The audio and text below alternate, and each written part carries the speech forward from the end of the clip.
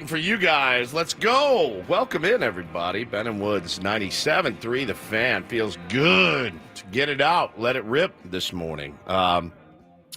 Man, what an interesting evening last night in the world of baseball.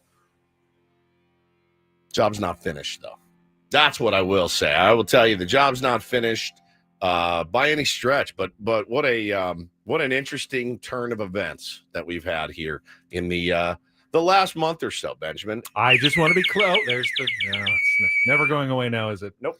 I just want to be clear Toucan. before you even introduce everybody. That was not a guttural scream for first place. Nope. That was a guttural scream for a series win. Just Love following the guttural scream rules right there. Yes. Padres win another series, go for the sweep. I'm absolutely on board with the guttural scream. Man, that was a fun one. It's been fun. It's okay to have fun out there. I just want to remind everybody that baseball is meant to be fun. It's also meant to make you insane. It's meant to make you literally clinically insane at times. But a lot of credit goes to the San Diego Padres and AJ Preller and Mike Shilton, all those guys for getting themselves in a really good position, with 42 games to go. A really, really good and interesting, fun position. This is not something I had earmarked this year at all. And to be in that position is pretty cool. Now there's a lot of games left to be played. There's a lot that can happen, good, bad, ugly. But for now, you take the victories when you can get them. Welcome in again to Ben and Woods. Really happy to have you here. I'm Steven Woods. I go by Woodsy. Some people call me Steven, mostly when I'm in trouble. Paulie Reindl is our executive producer. Good morning, Paulie. Hey, how are you? I'm doing well. And Ben Higgins, your friendly neighborhood sports anchor, joins us as well. Good morning to you, Ben. Good morning. I got to take on your role as the concierge this morning on my way to work. You're very, very welcome. How did it feel? Because remember, so take what happened to you this morning, multiply it by 50, and then you'll know what a day in the life of your old pal Woods looks like. I am a creature of habit and routine. So to take me out of my normal routine is actually a little bit unnerving for me. Yes. And it wasn't some off the wall request that you made. No. I totally understood it and knew why I needed to step up and help you this morning. Yes. But it definitely spun me out on my way to work today. So you guys know, I mean, you've heard me talk about it many times. My wife gets up super early. Here's the money back for that you got me this morning. It's on me. Take it. No, look it's at on you, me. sweet It's angel. So my wife gets up super duper early, way before me. I get up, my alarm set for 4:12. And usually I get up a little bit earlier and make some food or whatever. And I'm also, I'm an early bird. I do nothing at night. After I put my kids down, watch the game, I'm not sitting there punching up notes at all. I do everything in the morning. I like to keep it fresh. That's just the way I'm better in the morning. And so lately, though, she's been doing the thing where she gets up early, but doesn't actually get out of bed. So she's usually up at like 1 and then she's gone. And then I sleep and I roll over and I reach where she's gone. No big deal. I fall back to sleep. This morning at like 3, I woke up and I go, "What are you doing?" And she was wide awake and she was on her phone. And I go, "What's up?" She's like, "Nothing, just up." Oh, okay. So I just like, all right, I guess I'm up. So I got up and I got to work super duper early. And I came and I had maybe a swallow of eco water left in my jug. Okay. I didn't fill it up at home because we've got the eco water system here at work. Now I got into work and I went, all right, let me fill this thing up, get in, start punching up my notes. Something's wrong with the machine. It's locked. The machine's locked. And I went, oh, crap. Why is the machine locked? And then it said next to it, service. It needs probably a filter change or whatever. It happens, And I said, okay, well, maybe we'll have some ice cold bottled water in the fridge. None. Well, at least we have a vending machine here I can get something from. Nope. And I went, oh, what am I going to do? I had a swallow of water left in a 4-hour show. I guess I could have gone down to my car and driven down to the deal. But I figured I'll try to catch these guys on their way in. Or you could have, just turned on the tap. I could have turned on the tap. That's pretty disgusting. So. Well, so at my home, my eco water system goes through every faucet in my house. Here, it just goes through the machine, right? So if I put on the tap, I'm not getting the good stuff. And it's, whatever. So I texted the fellas and I go, hey, if any of you are stopping this morning. Could you grab me a big cold water? That would be great. And Ben's like, well, I need to get gas anyway, so I'll stop. But then this was my favorite part, which is where it gets really interesting. The conversation could have stopped right there. Instantly, I thought, okay, I can do this because I need to stop for gas. Yes. But then I started kind of overthinking it in my head. So he says this. So I said, yeah, the service light is on. Ben says, I'm low on gas, so I can stop. If I can find a station with a mini mart open. I used to go to the Chevron at Birmingham, but it's closed for construction. My favorite part. Any ideas? I was making my coffee when I saw that text. So Paulie goes, 7-Eleven on Arrow by the station is open and has a gas station, but I'm not sure how low on gas you are. Ben says, I can make it there. Paulie goes, I believe the Arco is open as well. So then Ben gets in and sits down. I don't like going to the Arco or the 7-Eleven for gas, though. I don't know why. I just don't. He goes, we started laughing. I go, did you really need help on where to stop to get gas this morning? He goes, yeah. He goes, I don't want to go to the skimmer stations that Paulie goes to. He doesn't want to get his debit card. You did say he didn't want to get his debit card. Your debit card swiped twice. Yeah, at the 7-Eleven by my house. You don't know that for sure. He's like, I don't even go to the Arco or the 7-Eleven here. I just know that they're open. That sweet angel. Since you didn't know how to get gas at 5 in the morning, I thought, in my defense, here's a couple of gas stations. They have water as well. A lot of mini marts aren't open 24/7. They open at 5 a.m. And this was still like 4:40. And I'm going, do I have to stall for 20 minutes for one of these mini marts to actually open? Where's a place that has gas and is also open 24/7 to go in and get water? Because it doesn't do me any good. So the thought of him going, oh God, now I'm gonna have to cross the tracks to go get. I'm gonna have to go into like the hood or risk something. Your life. Risk my life to get this guy water. There's like 2 Arrow places, and Mission Gorge. There's like 2 places I get gas. Plus Costco if I'm there. I'll get gas at Costco because I don't mind waiting in line and getting the discount, which is pretty cool. But you can't do it at Costco. It's too early in the morning. And there's no mini mart. So that was out, obviously. I actually ended up going, since I wanted to stop by Better Buzz on my way to work anyway, on Miramar Road, because I knew they'd have some gas stations there. But they do. As I'm going along Miramar Road, I'm trying to figure out, is that mini mart open? And I pulled into one and it wasn't open. So I pulled out again and I pulled into another one. That wasn't open. I killed this guy this morning. I just killed him. I'm so sorry. The third gas station I go to, which was a Shell, good price as well. Pretty good per gallon price. Mini mart was open. I pull in. Of course, the card reader doesn't work, so that's all right. I have to go in anyway. I have to do the old, how much do I want to get? Full tank. Your own skimmer station. Give me $80 on number 9 and add this water in here, please, as well. Did you get the water? You get. Here's my rewards card. Can you put that in as well, please, so I can get the 5-cent discount per gallon? Thank you, Shell Rewards, and I was good to go. The ultimate end to this story would be in like 3 days, Paul, if he's like, my card's I don't wish it on anyone, but I kind of wish it on you for the sake of Carlos, I agree with you. C Cashier drives me nuts. He says, it's got a chip reader. It's got a tap. It's not working. I'm going. C Cashier. I had pulled to the second pump because the first one had a sign that said card reader isn't working. So I went to the second one, and of course that one wasn't working either. Killed me. Keegan in the chat. Ben walks into a gas station. Do you guys have water here?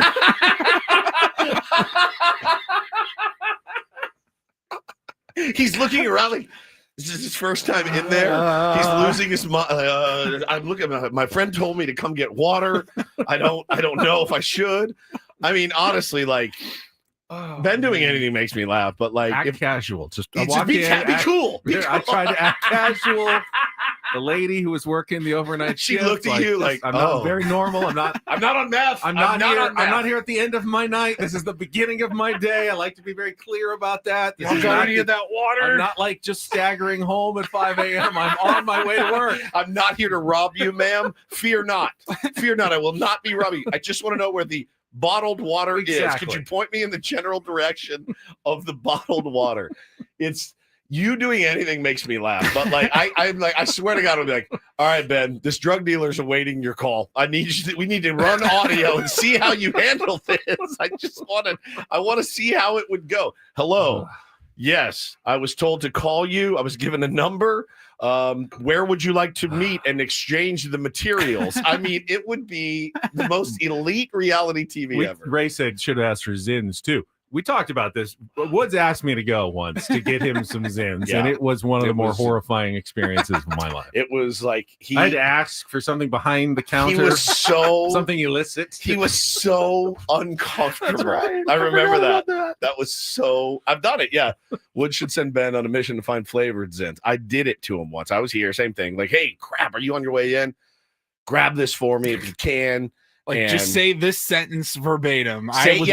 Please, may I please have this? And I was like, make sure it's, red colored. And I mean, he was nervous. I should have had you get a big naturals when you were there too, or jugs or something. Hooter Research. Sherry. Ben, pick me up the newest sherry while you're there too, please, just to watch the bear.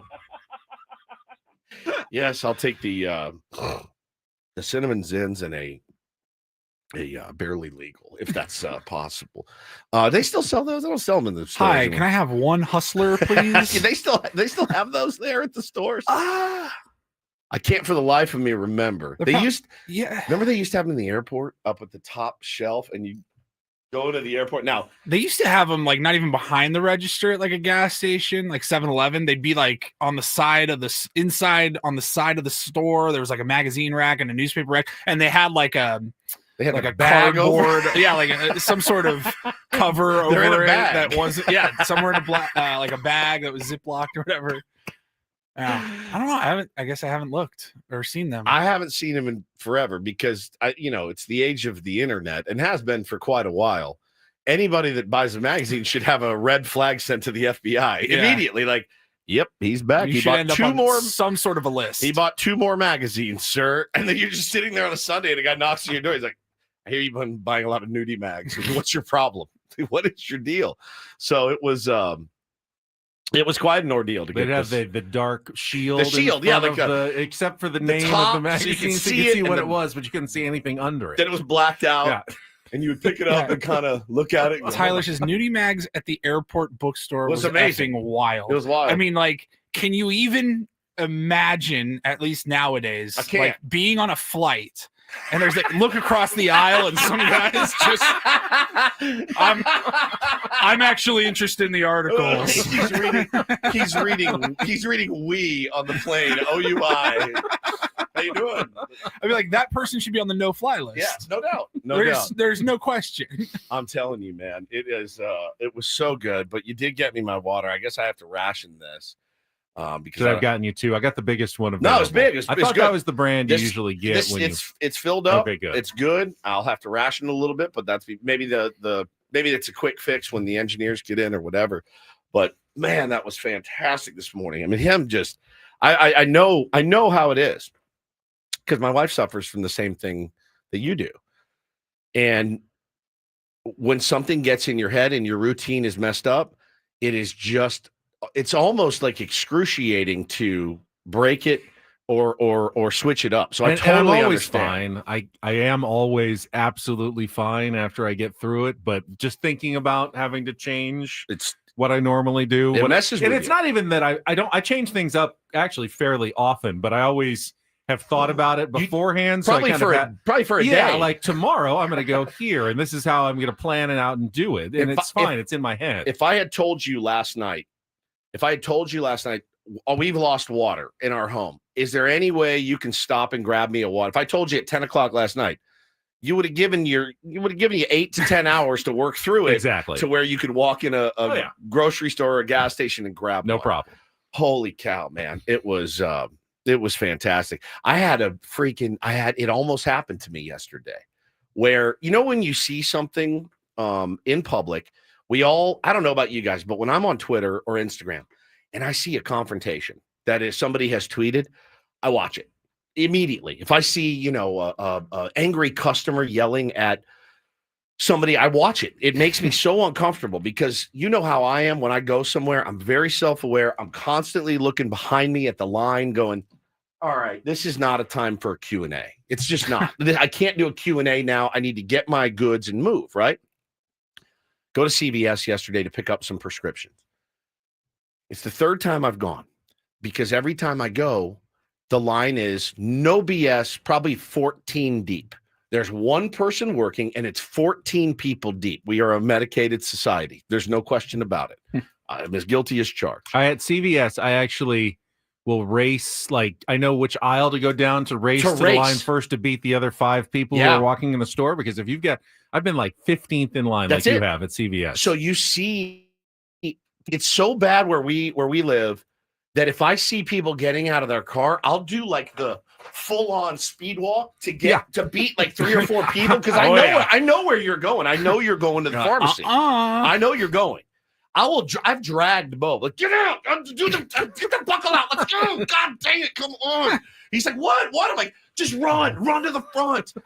So I get in there yesterday, and I'm 15 deep, and I just go, we're gonna wait it out. Today, we're going to wait it out because I keep getting the alerts. You have 1 day left to pick up your prescription. Yeah. So there's always one person working at the 3 registers and 7 people in the back. And it's like, don't you think a couple of you should come? There's like 9 of us in line. Maybe someone could come. They don't care. They just don't care. So I'm standing there, and there's a woman up front, and she's probably 70, and she is in full-on Q&A mode. And I don't say anything, but I notice it because that's who I am. I notice everything. There's a guy behind her. He's probably 65. Red shirt, skinny, pissy. And you can hear him. I'm 10 behind him, and he's going, anytime now. Man. And I'm going, here we go. This is it. The moment. I've been waiting for like a confrontation because I was going to drag the guy out of there if I had to. And I've been waiting for something to happen in front of me to be the hero. She finally leaves. He walks up to the front. He's like, this is bull ass. He's like, this geriatric in here. Geriatric's in here with nothing else to do. Nothing to do. And she's up here and she's asking questions. This is BS. But he was saying it. This is bull ass. And he was loud. Loud. Man. The lady at CVS, props to you. You were so kind, so professional.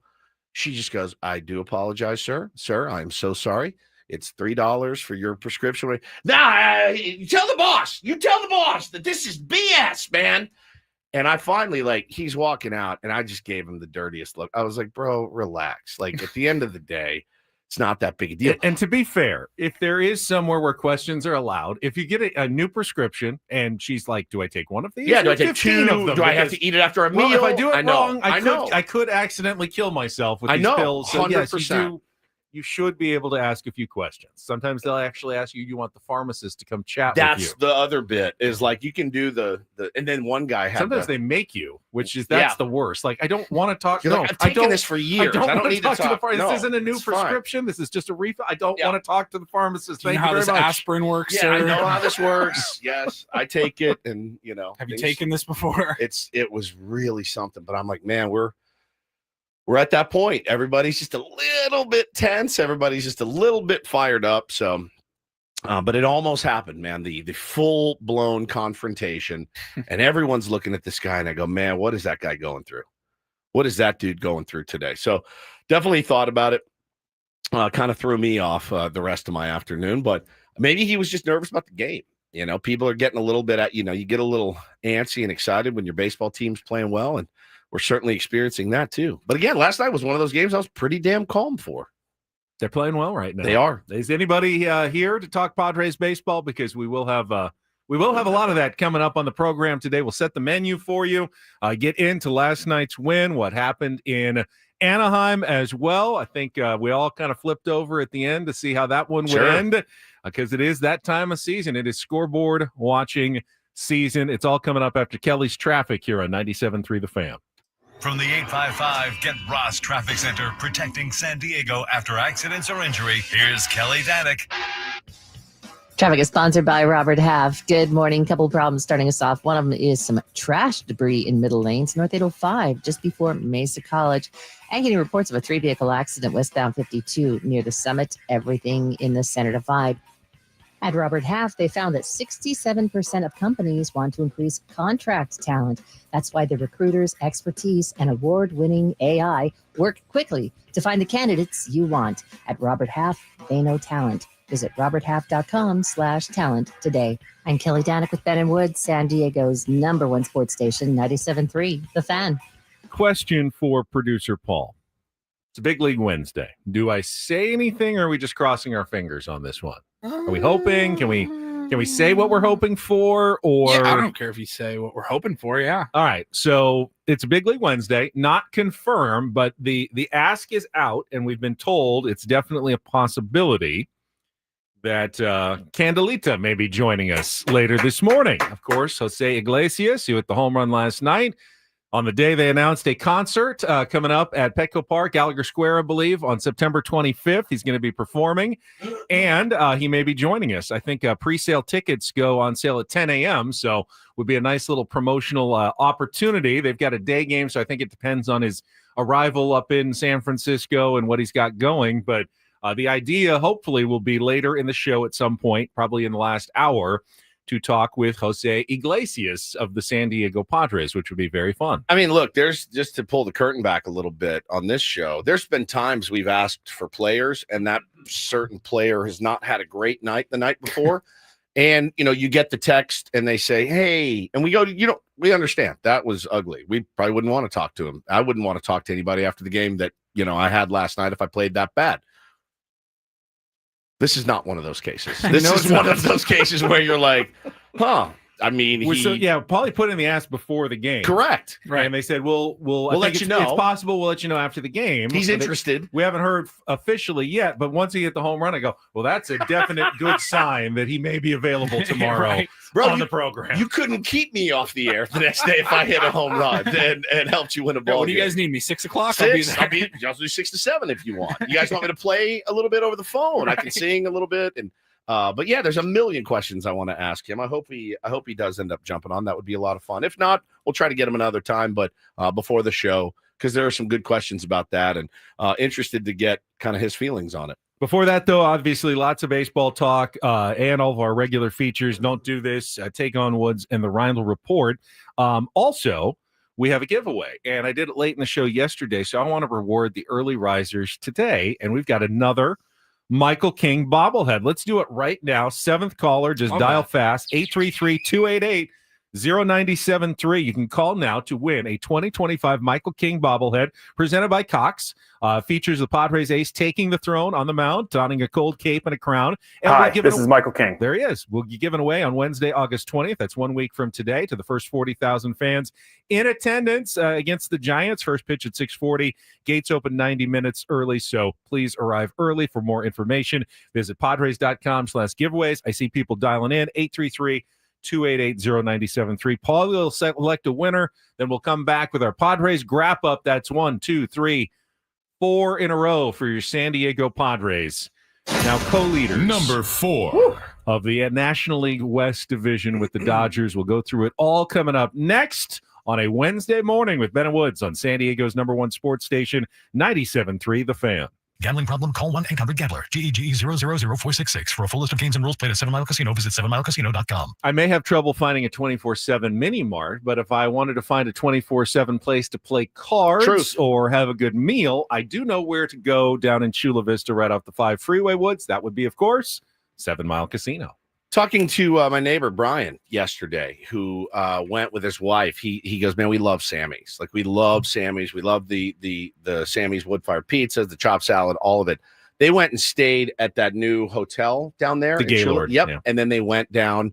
He goes, I got to check this place out. Ben and Woods have been telling me about this place forever. He goes, you guys must be incredible salesmen, because it was packed. People were in there jamming, having a great time, playing cards. They had a great meal. They loved it too. So really, really cool to hear that story yesterday from one of my neighbors. But yeah, they got everything you're looking for. They got Texas Hold'em, Pai Gow, Baccarat, and California style blackjack. I don't want to scare anybody. You want a card room to be busy. The last thing you want to walk into is a dead card room. There's no action there. There's always action at 7 Mile. Action. Sit down at a Texas Hold'em table, multiple tables, high limit players. They'll take good care of you. Please Make the short drive down the 5 freeway, get off at E. Yeah, you can see that big hotel right there in the distance. It's only about half a mile away, but right there off the 5 freeway, it's 7 Mile Casino, just 7 minutes from downtown.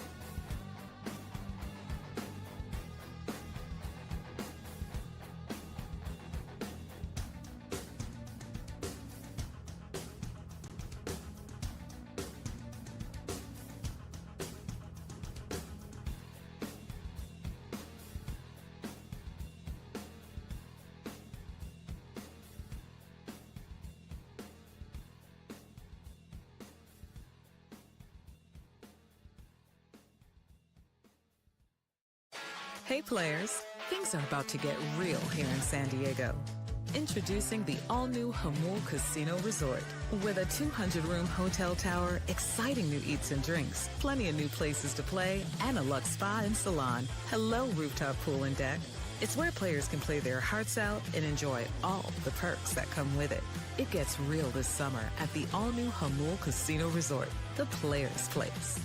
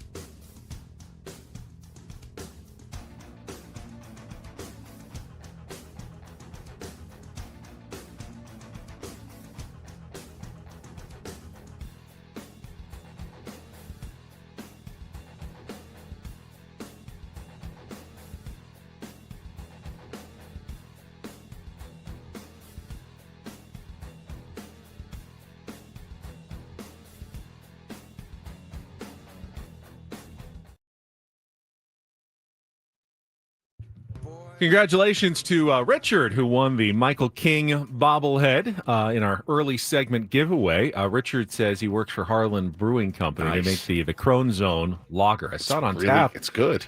This last weekend at the Regal Seagull. So if you haven't tried it yet, you can sample the Crone Zone lager. Everybody else who's calling in, I apologize that we don't have more Michael King bobbleheads to give away. I will remind you, though, the Padres have 40,000 of them to give away. All it requires is a ticket and being one of the first 40,000 to arrive on Wednesday for the Padres and the Giants game coming up in just a few days as the return trip. First part of this series has gone pretty well for your San Diego Padres against the San Francisco Giants. I'd say so. Talk about it, get the highlights coming up. But if you want to enjoy a cold one with your pals Ben and Woods and Paul, you can do so this Saturday night. We're going to be at Moneyline Sports HQ, the new sports bar in Encinitas, watching baseball. San Diego taking on LA starting at 6 o'clock with 30 TVs, 2 patios, food, drinks, arcade games. Some people have checked it out. They're very excited about this. It's a fairly new spot in Encinitas. Even Woods and I haven't been there yet, but we're excited to check it out. We're going to have an autographed Jackson Merrill jersey to give away. I believe Adam said a couple of more prizes as well in an email yesterday. Paul, you remember what they were? Xander bobbleheads, Nice. And the Sandless beach towel. towels. That's right. Yeah. And a pair of tickets to an upcoming home game. Just hang with all of us and watch some baseball Saturday, 6 p.m. Moneyline Sports HQ, 345 South Coast Highway 101 between D Street and Encinitas Boulevard up in our neck of the woods in Encinitas. Can't wait, man. Looking forward to it. I did see an email said there may be even a possibility, potentially, that we could get behind the bar and mix some cocktails. Oh, that was in the yeah. email. I read it. I didn't conjure that. We didn't even ask for it. We didn't ask but you for sound it. intrigued. I am Now, intrigued. you've bartended before. For many I've never years. bartended. It's been a long Did it time. for though. like 6 months. I can do it. You've done it too, Paul. Yeah. Oh. Yeah, it's a blast. I mean, but I'm rusty. I like when they No. put the little nozzles on the bottles of alcohol and then they pour them really high. The high. and then I can low do a with the high long- pour. Really? Okay. I might be able to get one spin I in. think the shaking of the martini Yeah. that looks very actually That's hard. like hard. It Like, does. they You work do- hard. Like if you do it right, I worked at a martini bar. I would do 300 a night. So pop those two silver together. Yes. And you just save that clip of Wow. him doing that. no. Luckily, I have a lot of experience there. So But to make a good martini, you have to You put a have to lot of it's effort gotta in be because cold. you want to get those kind of ice shards to break off and make it really, really yeah, cold. the best martini has a thin layer of ice along the top of Exactly. it, and it takes 4 minutes to do it. It's a nightmare. But hey, you never know. I don't ask me for a martini, but I'll make you a Jack and Twist or olives? Coke. I don't drink martinis, but Really? I would do a twist. I'm an olive guy. for Yeah, sure. I know. I used to stuff olives with blue cheese and like before a shift. I And don't hate it. your don't- fingers reek. I They don't reek. really like the dirty martini, though. No. It gets too salty. If there's just a touch of that, that's fine. But if you ask for one, it tends to me ruin the martini. Have either of you flavor. guys had an espresso martini? Those Yes. are the Oh, yeah. those They're are the pretty big, good. Big thing Anything right now. vodka martini is different. You know, those are the ones you shake. The gin martini. I don't like you- gin, so I don't like gin either, so I don't really, and I don't like vermouth. But a vodka martini, I'll drink one of those. It's just vodka, straight vodka, Cold vodka. cold vodka, pretty much. James Bond kind of ruined stirred martinis Correct. for everybody. Yeah, correct. So, all right, let's get to the highlights. We'll wrap up the game and talk about the NL West race right after Check of Traffic here on 97.3 The Fan. From the 855 Get Ross Traffic Center, protecting San Diego after accidents or injury, here's Kelly Danick. Traffic is sponsored by the California Office of Traffic Safety. A couple things you want to watch out for in your travels. North 805 before Mesa College. We are getting reports of some trash debris in middle lanes. And 3-vehicle accident, West 52 at the Summit. It's in the Center Divide. Speeding is dangerous to other drivers, to people walking or biking. Speeding catches up with you. Tickets, crashes, or even worse, slow the fast down. Safe speeds save lives. Go safely, California. From the California Office of Traffic Safety and Caltrans. I love winning, man. I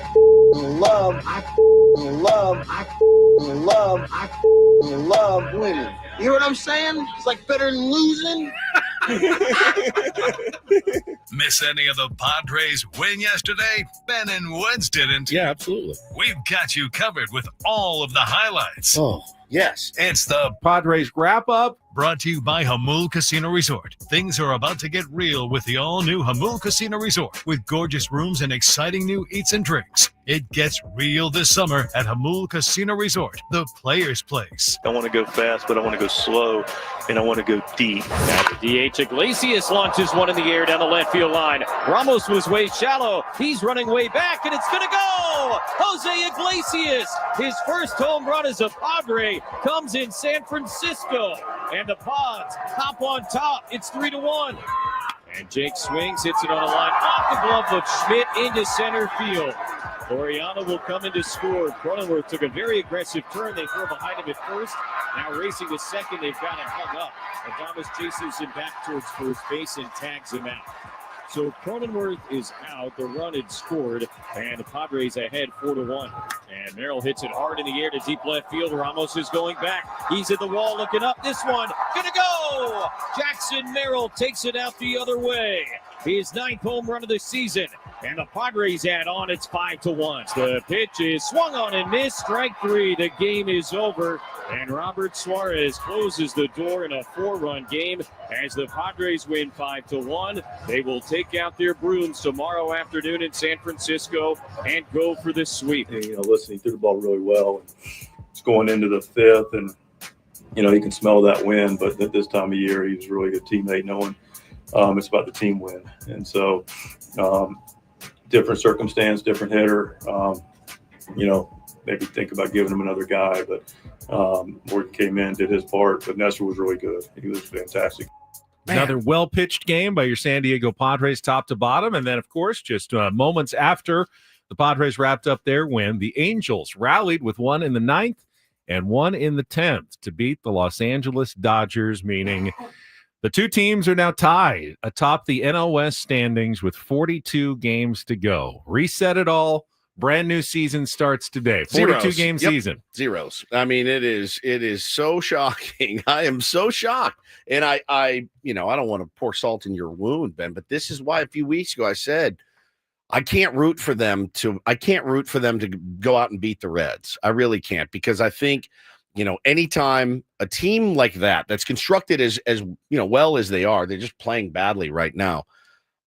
You want them to stack as many losses as they can. And they've given us a lot of help. But you can't just let the other team lose and you keep losing. You're not going to gain any ground. Padres have won a ton of games.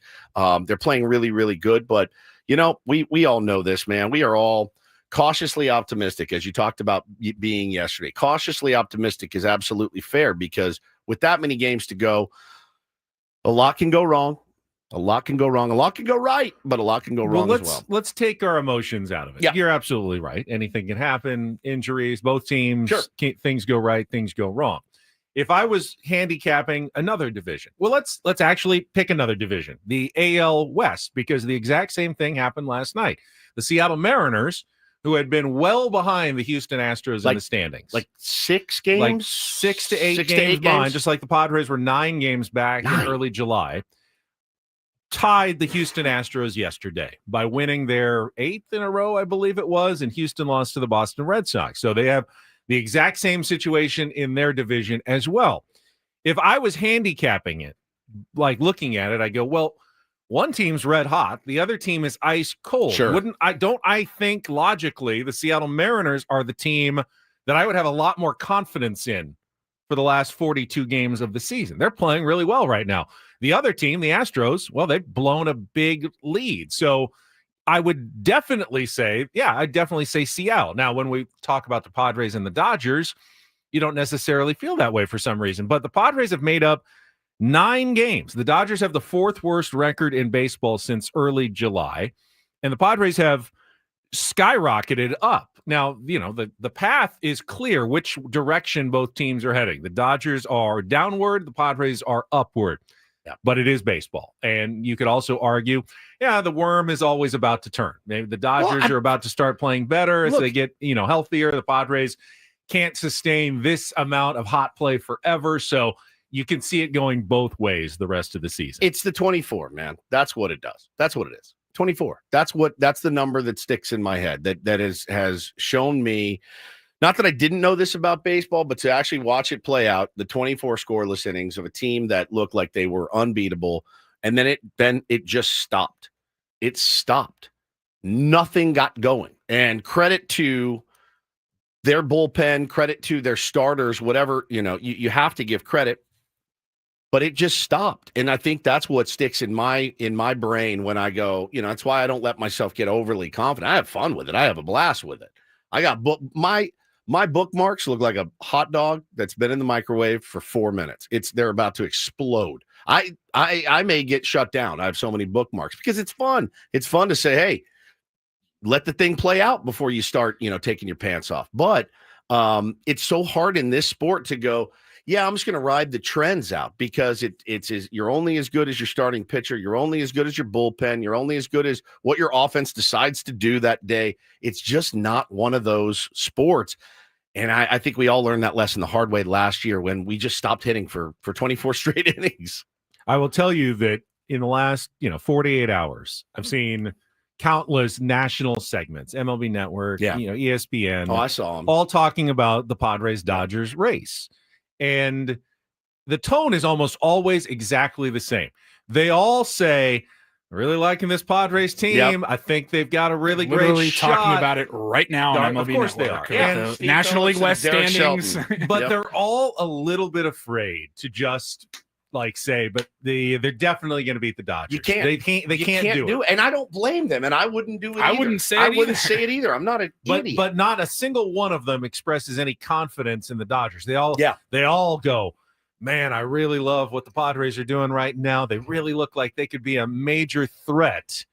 But of course, they always stop 100%. No one says, oh yeah, the Padres are definitely winning this division based on what I'm seeing. No one's really saying that either. But man, the momentum is certainly on the Padres side. What I've enjoyed is that the Padres have been winning and playing really good baseball over the last, saw the stat. You said they have the fourth worst record the Dodgers do since 4th of July? Yeah, somewhere around there. Okay, so let's just start there. Since the 4th of July, the Padres have played really good and the Dodgers have played really bad. We're not backing into it. Yeah, they're slipping. The Dodgers are choking away that 9-game lead, whatever they had. It's a staggering number. But it's both sides. You know what I mean? The Padres are playing good. They're not just lucking their way into it. They're playing really good baseball. Really, really good baseball. Crisp. And even last night, which was probably their worst defensive game in a while, they found a way to pick their guys up. Jason Adam found a way to pick up David Morgan last night. They all found a way to pick up each other after Manny kind of booted that line drive. Xander kind of booted that flip to Crony. Crony missed one. Crony missed on a popper. It was a hard play, but he was mad. He was mad, and that's a play he thinks he should make, and I agree with him. I backhanded. It was 104 miles an hour off the bat. Took a funny hop. They picked each other up. They're not letting themselves, Ben, get into the death spiral of, oh God, one inning is going to one error is going to ruin this entire inning. They really have found a way to pick each other up. Fermin has had a couple of pass balls. He's sailed a couple throws. No problem, man. We've got these guys that come in like Jason Adam, David Morgan, Mason Miller. These guys have come in and said, relax. I got it. Let me pick us up. Jason Adam picks up David Morgan, who picked up Nestor Cortez. Yes, and who picked up Manny Machado. Right. And it just went on and on and on. And Crony came back and saved Luis Arias from making a goober error. Again, those pop flies at Oracle, I wouldn't wish it on my worst nightmare to go out and try to catch one of those things. Yeah, even the home team obviously struggled with Manny's pop up. It's a nightmare there, especially when the wind's blowing. It really is. And so I love that aspect about this team. They're not hanging their heads. They're figuring out ways to win. Jackson Merrill getting hot right now, finally getting a little luck because he's been, by the numbers, he's been hot because he's been murdering the baseball. He just hasn't gotten any results. And now he's starting to get some results. And, sky's the limit for him. Mike Schilt continues to pull the right strings. And, a lot of them make sense. Starting Gavin Sheets on Sunday, that was a good call based on the matchups. I think we were all a little okay, Jose Iglesias as the designated hitter. You're not even putting him in for defense. You're not getting someone off your feet. That's an interesting choice, even against a lefty. Yes. And of course, it's Jose Iglesias who comes through with the 2-run homer in the top of the second inning, his first in a San Diego Padres uniform against a tough pitcher in Robbie Ray, even a guy who's very tough on righties as well. I mean, yeah, he's tougher on lefties. He's also tough to listen to. Can you imagine if Robbie Ray and the woman from Monday were there at the same game? That I guess I'd seen him pitch before. I'd never realized that he was a Steffi Graf, Monica Seles. Every pitch, every single pitch, fastball, curveball, changeup. And how many pitches do you throw? Like 112. Don on the broadcast goes, you can totally hear him grunting because, well, it's dead quiet in here. I don't know that I've ever heard it so quiet. And he just, every time he threw a pitch, man, it was like, oh, God, my skin started to crawl again. I was like, here we go. They got to fix the audio at Oracle and pipe in crowd noise like Kiss used to do on their live albums. Like, give us something here. But the difference right now for the San Diego Padres, and I know everyone's going to say bullpen, and the bullpen's been great, but the bullpen was already great. Remember, before the trade deadline, the bullpen was already great. The difference for the San Diego Padres is clear. It's production at the bottom of the order, something that they were either dead last or second to last in all season long. 7, 8, 9 hitters doing absolutely nothing. It was just out, and you were hoping every 2 or 3 innings you'd have a chance to score at the top of the order. Now, 7, 8, 9 hitters have been your most productive hitters in the lineup. I believe they're 4th in OPS since the trade deadline. And crazy what lengthening your lineup moving up can do. Maybe since yesterday. But if it's not Freddie Fermin, Jake Cronenworth now in the bottom of the lineup is got what's his 17 game on base streak now. I mean, he's getting on a ton. You put Jose Iglesias in there, he gets a home run. Sometimes Ramon Laureano is hitting 7th. That you got that good of a player, quality of a player down at the bottom of your order. Laureano, Cronenworth, Fermin at the bottom is stupid. That's stupid. That's really, really that's phenomenal. And you're seeing the results there. And I will say, as soon as he hit the homer, I go, if I'm not mistaken, the other day when we were going through Mike Schultz options, we were talking about, and I think the quote was from me or you or us together was, you're not going to get any power from Fermin and you're not going to get any power from Jose Iglesias. And both of those guys have pretty much won you a game in San Francisco with what? Power. And it's just the best. I wouldn't count on it the rest of the way, but I wouldn't either. It's really nice to get it when it does come through. But it was so rad to see. And again, it's 1 through 9 getting the job done. They're picking each other up right now. It's a really fun brand of baseball that they're playing, mixing in some power, mixing in some good base running, mixing in some, not so great defense last night, but some really good pitching. And it's just, it's a total package right now. Padres have won 4 in a row, 13 of their last 16 games. And while we all are focused on the NL West standings, as we should be, Padres also are tied for the wild card lead with the Chicago Cubs, who lost again yesterday. So it doesn't seem as important. It's like equally as important. It really is. As what they did last night, tying for first place. We'll see what happens today and through the weekend. But like catching up with the Cubs and that having that number 1 or potentially keeping that number 1 wild card spot if you don't end up winning the division, huge. Also good news, Dodgers fans, you're also tied for the wild card lead. So, it's not the worst case. You've got the backup plan of still winning a wild card if you don't win the NL West. Just want to give Dodgers fans some encouragement right now because they're probably not feeling great this morning. Hey, the wild card is absolutely a great backup plan. Padres have used it to good effect. Yes, we have in the last few years. So there's no reason to fully panic yet if you're a Dodgers fan. If this divisional race stays tight through the end of the year, which I expect it to, I hope it does. I don't see either team completely running away with it at this point. We're gonna really just be here in like the 3rd week of September. All right, you guys do we even want the week off, or do you want to just keep playing? Should we just keep rolling? I know every year. And remember, it's never really applied to the Padres, but we have that conversation every single year. What? And again, not to get ahead, but if you do end up getting that bye, my hard stance on it. You could go out and get swept, and I will put the blame on nothing but the players and them not being ready to play. Everybody should want the bye. Everybody should want it. It should be something that you strive for. You're able to reset.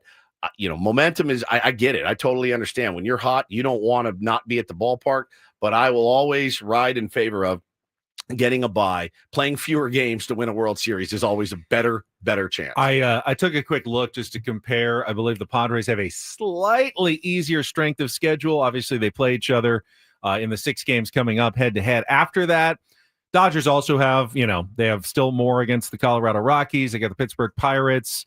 They got 7 against the Giants. That doesn't look all that, intimidating, at least not as much so. They'll rise up for their rival. They got the Baltimore Orioles, but they do have to face the Phillies and the Mariners still the rest of the way. They have to face Cincinnati, that's still battling for a playoff spot. Padres remaining tough series. They've got Seattle right after the Dodgers coming up after the 2 series against the Dodgers. They still have the Brewers the last week of the season.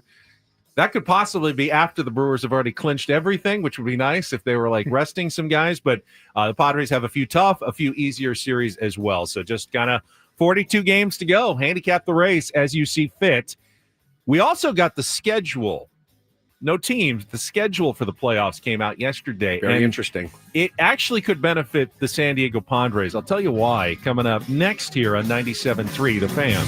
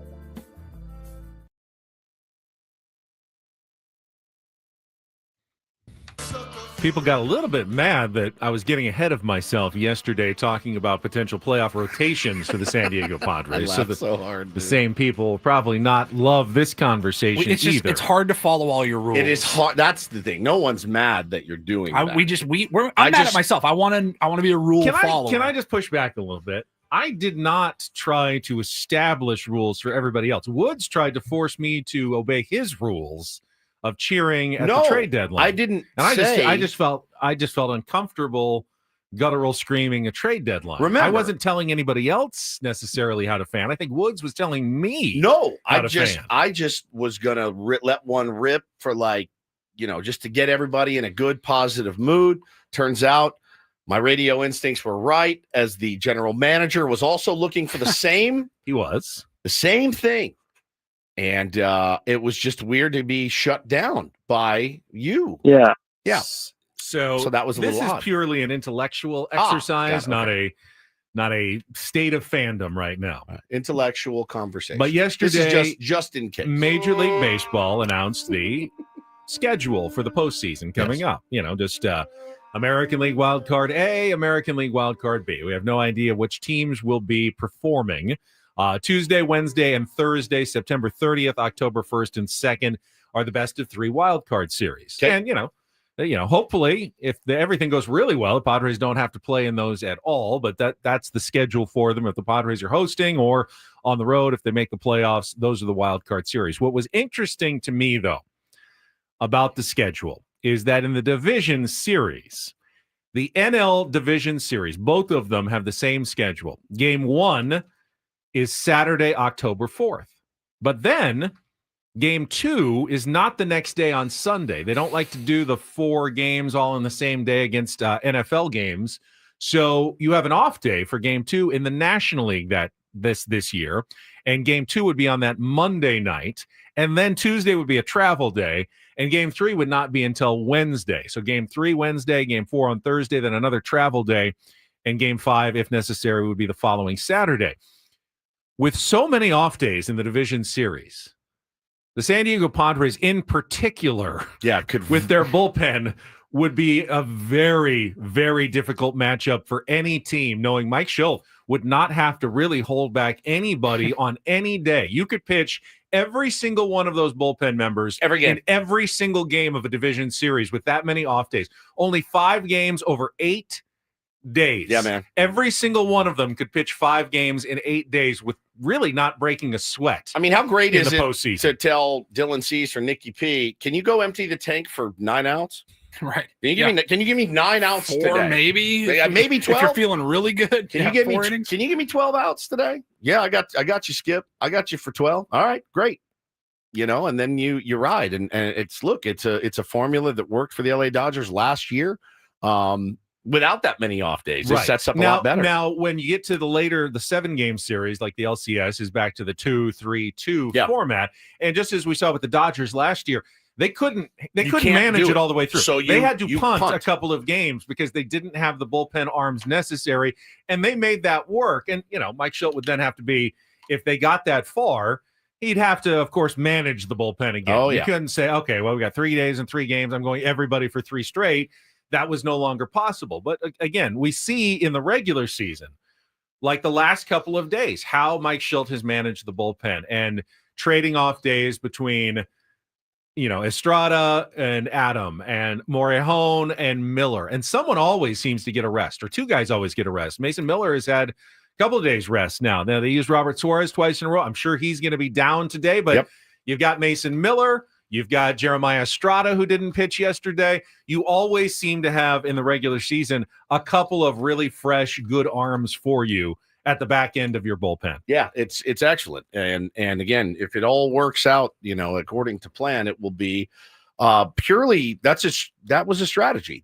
We all sat and questioned, why are we adding to what is already a strength when we have so many other needs? And that's before those other needs were addressed. And then you look at the whole package and you go, oh, so we did address catcher, we did address bench, we did address left field, and we also added to this position of strength that makes us so much better, so much better. But the first couple of moves, you went, what are we doing? Why are we putting brand new windshield wipers on this beater car right now. Like, we've already got good windshield wipers. Let's add to, let's get new tires. Let's get a new engine. Well, we got it all. We got the tires, we got the engine, we got the windshield wipers, we got everything we needed. You also have the possibility, not guarantee, but adding a Joe Musgrove to your bullpen in the potentially. postseason. And apparently they have another left-handed reliever that we have not heard about. Oh, we've heard about him. We've heard about him. We just didn't know. Didn't realize he was available to pitch left-handed. Did everybody see the video that Ruben Niebla posted yesterday of you, Darvish, throwing in the pen? And I think I saw you post it from Ruben first, and you said something like, "It was amazing," or going like, "What am I watching? I'm watching it. I'm going, you, Darvish, is throwing a bullpen. There's nothing. What's so spectacular about this?" And I keep looking at it, and I'm going, "Yeah, it's you. He's throwing nice and easy. Oh, he's throwing the day after a start. That's weird. I guess. Oh, man, he's just guy's in really good shape, especially for his age. What am I watching?" And then finally, it dawned on me. Dude is throwing left-handed in the bullpen, like smoothly, like he looks like a major league pitcher, but throwing left-handed. That was unbelievable. It was incredible. It was unbelievable. And looked like he threw about 90. Yeah, it's easy gas. Free and easy. Easy gas. Free and I easy. showed it to my son, and I go, "How long? Tell me what's so amazing about this." And he goes, what's going on? I mean, looks good, like he always doesn't does. have that leg kick. I kept looking. Is he going to do one of his balancing where he stops kind of and waits? And no, it's got balance. He's got good balance, really nice. And then he goes, "Oh, he's not left-handed." Yeah, it took a second to realize that he was doing that left-handed. My goodness, that guy is amazing. Just boom, free and easy. Yeah, I mean, he's gonna get outs. He could get outs that way. I mean, he throws as hard as Nestor Cortez does from the left side. I mean, honestly, like Nestor's blowing guys away last night with 90, 91. He's incredible. He's incredible. And I have no doubts. I had the greatest exchange yesterday, and I sent it to you guys with one Ruben Niebla. And we follow each other on Instagram. I don't bug him too much, but I mean, obviously, if you listen to the show, you know how much we don't just like Ruben Niebla. We adore Ruben. So the best. You saw yesterday that article come out, and they were talking about the pitch tipping and all of that. And Ruben had said, "Yeah, I actually after the iPad thing got happened, I got 36 DMs." So I DM'd him yesterday. He goes, 30. I said, 36 DMs? That's light work. I said, I got 100 about the screaming lady last night. And he writes back, "Ha ha. Yeah, but they weren't asking you to fix her." And I went, "Oh my God, what a all right, like brilliant PSA, brilliant pitching coach and stand-up comedian Ruben Niebla." I don't know that 36 fans ever need to send Ruben Niebla please anything about the Padres and the pitching staff in particular, as if he doesn't know about it, isn't aware of it. We told you. Correct. I promise you they were well aware of it before the iPad thing even happened. It's so funny because I get so I used to get really mad, and I don't know why. It's a real good psychological experiment. Why, when I look at Twitter sometimes and I see like somebody on their Twitter that didn't like ever play and doesn't play, and they're like, he needs to do this with his hands. He needs to be this. He needs to actually get under that a little bit more, whatever, right? It used to make me really mad. Now I just look at it like comedy. Like I look at it and I go, this is amazing. I'm never leaving this app because I've got this guy. He's telling Fernando Tatis Jr. how to hit. Like, I'll never leave it. He's telling Jeremiah Estrada how to pitch. And I said, it's brilliant. And now I look at it as comedy. I've just changed my mindset on it. Ruben knows about the iPads. He knows about the tipping. They know about all of it. I don't think you're going to catch those guys by surprise very much. If you have any sort of public-facing profession and you are on social media, people will tell you how to do your job. That's just... It's true. It's just a truth now in the age of social media. I get it all the time. All the time. I've said it before. I'm in my two passions in life are this career, the radio career, and baseball. And it's the two things that everybody thinks that they know how to do. And it really took me a long time to get over the frustration of that. And once I did, now I just look at it as comedy. Now, that's not to say that we're always right or how to do everything perfectly. I'm rarely right. That is far from the case. But remember, whenever you're sharing your opinion, whether it's to a baseball coach or player or radio or TV host or someone that you watch, keep in mind they've probably been doing it for a very long time. And you may have your own opinions of how you'd like it to be done, but we are doing our show for a larger audience, not just for you, sir or ma'am. And perhaps your preference is not entirely the most effective way to go about our job, even though you'd probably be happier if we did it your way. It really is. It's the two things. It's not Burger King. Maybe that's just my vacuum that I live in, but it's really, I'm like, this is really the two things on the planet that everybody thinks they know how to do. And it's really hard to do both, to play baseball and do this. But I got one the other day. This guy's like, bro, I got in the car. I was dropping my kid off to school. It was between, he said, it was 8:15 to 8:30. And I didn't hear 1 second of Padres baseball. And I this sucks, man. And I go, well, we go to commercial at 8:15. We come back, we do Take on Woods for 5 minutes, and then we're right back into it. I was like, I'm sorry that it's not on demand for you. And he laughed. He's like, I get it. I said, it's just timing. It's just timing. You know those restaurants where you look at the menu and it says no modifications? Yeah, no modifications. We need one of those signs. Well, because we do modify. We will modify. We'll change. We're pretty malleable. Well, we can. Times. I mean, we're the chefs. If we want to make some changes to the menu, we're certainly authorized to do that. We don't take like special requests though to change and modify your menu every single morning. I'm sorry, you get it the way we serve it to you, and either you like it and you eat it, or on that day maybe you pass on the dish and you hope the specials are better tomorrow. That's right. Yeah, it was awesome, man. It's been a great, again, what I'd love to see from them, this goes without saying, but I'll say it anyway. Finish the job today. That team. I watched a clip Darren Smith put out the other day on his podcast, and he's talking about he goes, it looks like the Giants have given up. So when a team has given up, and it does, I mean, it's one of those things that I think you say and you Can they stop giving up when they play the Dodgers later in the year? Correct. We need them to, well, they are true rivals. But I'm telling you, man, I looked at that and I went, yeah, I watched them last night, and they don't look super fired up to be out there. Kind of a long season for them. Finish the job today. That would make me very, very happy. Don't get into that. Hey, we won the series. We're good. Like it's that time of year where you can start to bury people. And I'd love to see that killer instinct, because the Padres, as somebody put it on Twitter, and I wish I could say the real word on the air because it holds a lot more weight, but they play FU baseball. That's what they do. And I'd love to see them go out and continue to play FU baseball today and go ahead and get that sweep. All right, we'll talk more Padres baseball coming up. Don't Do This is next. Ooh, I bet you were giddy yesterday. No, come on. No, come because I'm not really one to criticize, like I just said, like I just claimed. TV, radio, tough job. Yep. I'm not one to tell you how to do your job, but there is a certain building that's right across the street that made a really bad mistake yesterday. And they know they did, and they're owning it. How did this even But I am happen? Still curious how this happened, because I know that if my employer had made the same mistake, I would certainly expect to be absolutely lit up today. And livid.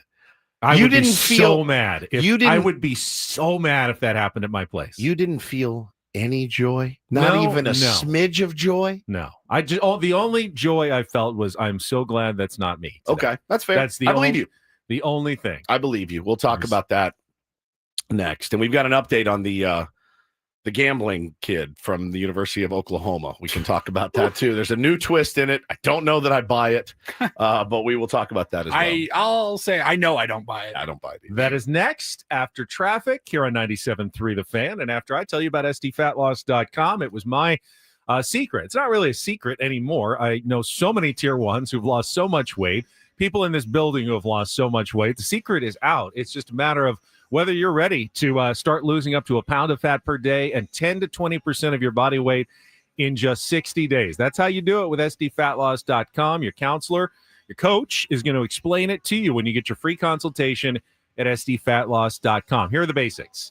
You're eating real food, stuff you normally eat from the grocery store. For me, it was a lot of chicken and steak, but they can tailor it to whatever your favorites are. Veggies, yeah, you're eating healthy. You're eating at certain times and certain portions, but there's no bars or mixes, no shakes, nothing like that. There's no exercise required, and there's no injections. So it's natural, it's effective, and it's sustainable. After I lost the weight, 40 pounds in 60 days, I've kept the weight off 2 full years now. That was 2 summers ago, and I feel great, as great as I did after I lost the weight. Do it today. Start now and take $200 off in the month of August with the sdfatloss.com special. It's sdfatloss.com. Results may vary.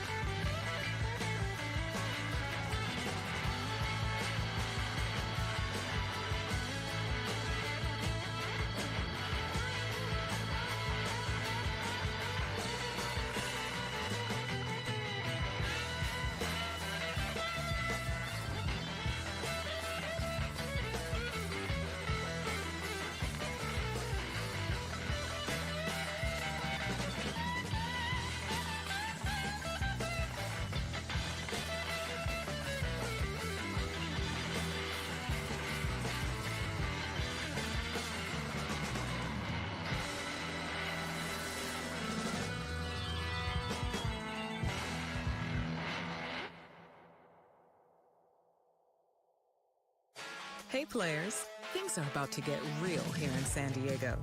Introducing the all-new Hamul Casino Resort.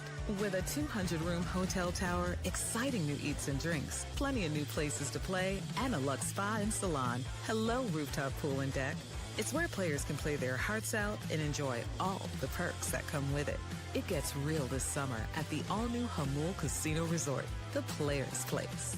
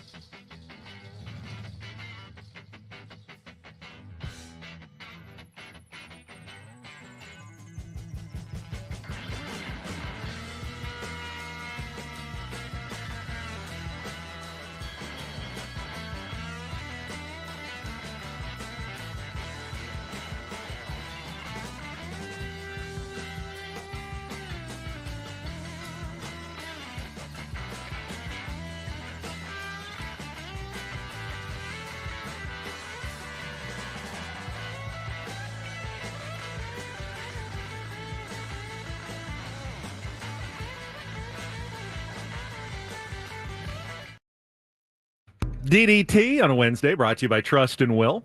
Don't leave your entire estate, house, kids, and life savings up to chance if and when you die. Dude. Set up a Trust or Will online at trustandwill.com. This is a lot more affordable than you think. Visit trustandwill.com for more info.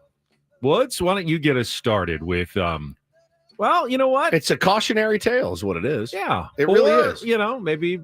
Yeah, no, you're right. It's cautionary. I think it's cautionary tale. Rowdy Tellez was signed by the Texas Rangers, and he was doing an interview yesterday, and he was on foul territory, and they asked him, how's it going in Texas so far? And he talks about a local radio show that he went on when he very first got signed, and did not have the world's best experience. Listen to this. Somebody else called me something. I did a radio show when I first got here, and they basically told me I was fat, and they were like, "Hey, if you could eat anything here, what would it be?" And I was like, "Oh, I don't know, whatever." And they were like, "Yeah, have you ever had food here?" And I was like, "Yeah, believe it or not, I have. I live here." And they were like, "Oh, so you've eaten?" And I was like, "Yeah." Then they called me the Girthquake or something stupid. And Rowdy? Did you feel like they took it too far there? When they were on with you? Like, was it? No, I mean, I didn't listen to the whole thing, but what was the deal? They tried to be funny, and they're not. They're just not funny. I went full just emotionless person and was like, "Hey guys, that was pretty stupid." So we'll leave it at that. Imagine the panic. Imagine the panic if you're like trying to do a bit. Now, I just saw in the comments somebody said, "Oh, well, he's kind of." They celebrate like bigger athletes. And it's like, yeah, but he doesn't know that. He doesn't know that they have this shtick going on without having heard the clip. No context. If they don't say anything like, all right, now, Rowdy, this is something we've been doing for years or whatever. I still don't know that I would do that to the guy's face. Call him the what? The Girthquake. Like earthquake, but girthquake. And also like, hey, so what do you like to eat, Chubbs? What are you going to have? Tubby? That guy tweeted me last week, join a gym, fatty. Never feels good. How did you gain all the weight? That's funny when it's like directed at the three of us. Yeah, but not to a player. It's wild. I mean, there has been obviously successful sluggers, dating back to Babe Ruth. Cecil Fielder. Oh, yeah. The big boys. The big. Mud always puts him on his softball team. Yeah, exactly. Yeah, Mud puts him on his softball team. I don't know. Maybe Rowdy Tellez would also feel a little off about that, even joking about it at all. I mean, it's not wrong to be sensitive about your weight or personal appearance. I don't think anyone thinks like Rowdy Tellez is not a good athlete. He's obviously a great athlete. Yeah. He's a professional baseball player.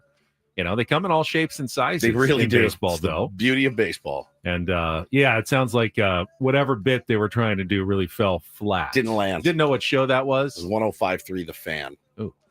One of our Odyssey. Yeah. I don't know what show though. Ouch. I wonder if their program director is just glad that the viral clip. Hey, at least we got it out there. Well, I mean, they might be saying the same thing across the street this morning because it definitely went viral yesterday. Oh man, it did. When the television station right across the street, NBC7 in San Diego, sent out a tweet, a story about all the Dodgers and their walk-up songs. Just a fun little feature piece. Walk It Like You Talk It, the official Los Angeles Dodgers 2025 walk-up songs. From NBC7 San Diego. Yep, NBC. It's still on the website. I'm looking at it right now. They did. Is it on their website or LA's website? San Diego. NBCSanDiego.com/news/local/walk it like you talk it. The official LA Dodgers 2025. As you can imagine. Oh my God, it went. Padres fans in San Diego. They were incensed. Absolutely lost their minds on NBC7 San Diego. And I would have done the same thing. If I was Darnay, and Paulie's texted at him if we want to get a comment from him. They tried to, play it off. I think they deleted the tweet later, but why not delete the page too? Yeah, the article's still up. Can I read some of the article to you guys real quick? Please, I'd love to hear. Yeah, I'd love to some hear of the it comes out to fascinating Morgan walk-up Wallen songs. Yeah, here it is. Every year in spring, the Dodgers reiterate the same talk: World Series or bust. In 2024, they finally talked the talk and walked the walk. Team finally got their long-deserved parade down Vin Scully Avenue and celebrated with their fans inside a packed house at Dodger Stadium with a performance by Ice Cube. Dave Roberts actually spread his butt cheeks apart. Oh, that's not it. I just added that. And if the Dodgers dominated, they fall. They surpassed. And if the Dodgers dominated, they fall. They surpassed it in winter. It doesn't make any sense at all. The fall. I guess. I think they'd add Then they talked about all their additions. For fans, new players provide an opportunity to get to know the unfamiliar faces they will watch take the field every day. And it just goes on and on and on and on. And then it lists every single walk-up song for the LA Dodgers. I know that there are people asking the question, how does this happen? And while I do not work over there, I have a fairly, as someone who's worked in local TV for more than 20 years, I have a fairly good idea of how it happens. NBC 7 in San Diego and NBC 4 in Los Angeles are both owned by the same company. So is it NBC? It is NBC. Okay. Now, ABC 10 is not owned by Disney ABC. We are owned by EW Scripps, and we affiliate. We license out agreements and carry ABC programming. ABC 7 in Los Angeles, I believe, is an O&O, they call them, an owned and operated. But even with them, we will share some content. If there's like a car chase that's like through the freeways of Southern California, and it's like driving down from LA to Orange County, we can pick up some of their feed, their helicopter feed, and put it on the air if it's, relevant to San Diego viewers. So when you are owned and operated, you have things like content hubs where it's, stories are pushed out to multiple websites. And for the most part, like, hey, top 10 restaurants in Southern California. Sure. Fine. It can go everywhere. Someone didn't uncheck a box and say, don't send this one down to the San Diego hub, because this would be a very inappropriate story for us to tweet out and push on our website. The author of the story is a reporter from Los Angeles. Yeah, Michael Duarte. It's probably was not even like approved or went through anyone in San Diego before it went on their website. It was definitely a mistake. There needs to be a fail-safe. Someone did not do the final checker. check, just say, hey guys, let's not do this. And someone didn't react fast enough when, do you know what we just tweeted? I mean, could have saved it if it just had gone down in like 10 seconds. Like, no, delete. It stayed up for far too long. And they wore it yesterday. They wore it. I would have been incensed if I had seen that from our ABC 10 News account. I know I would have been really, really mad and calling very quickly and saying, someone get rid of that now. Panicked. I would have been panicked. Full-blown panic. But I might not have seen it for an hour. I mean, who knows? I could have been on the Peloton missing like, what we did. What if you see anything from ABC 10 that looks like that, please call me immediately and I will react appropriately. I thought it was brilliant that Julian Delgadio from Fox 5 then put out. I know we have a do this. This is like an honorary. It's kind of the honorary do this, but that kind of oversight would never happen on this radio station. No. It would never. Nothing. No. It could never happen. The Padres have slayed the dragon again. Mistakes do happen. Mistakes happen. Yeah, Julian put out his content of Padres walk-up songs, which he didn't go out and do that story yesterday. That was something I think he did early in the season and just thought, this would be a good day to bring this one back up. I'm sure Darnay was seething. He was seething. I was watching his tweets and he was like, hey, here's a different story. Can anyone read this one? He's a legend. I love Darnay. He handled it perfectly. He did. And he had the meme, the guy resting his hands in his head. It's like, don't give the shrapnel to that guy, at the end of the day. But oh my God. I promise you, Darnay had nothing to do with that. No, he would not be like, hey, this will be funny. Watch this. Nobody wants that smoke. It was incredible. It was incredible. All right, finally, a little weird do this morning. DD mega do. So we had the story yesterday about John Mateer, the quarterback transfer Washington State to Oklahoma, who got caught with fans or opposing fans looking at his Venmo transactions from years ago and saying, oh, this is interesting. Sports gambling. That's a no-no for any college football player, especially a quarterback. Now, he came out with a statement yesterday, and I think this is genius because who among us has not written a fake Venmo reason when we send? In fact, we rarely say the real reason sometimes when we Venmo someone. If you're being serious, though, I think you're a rube.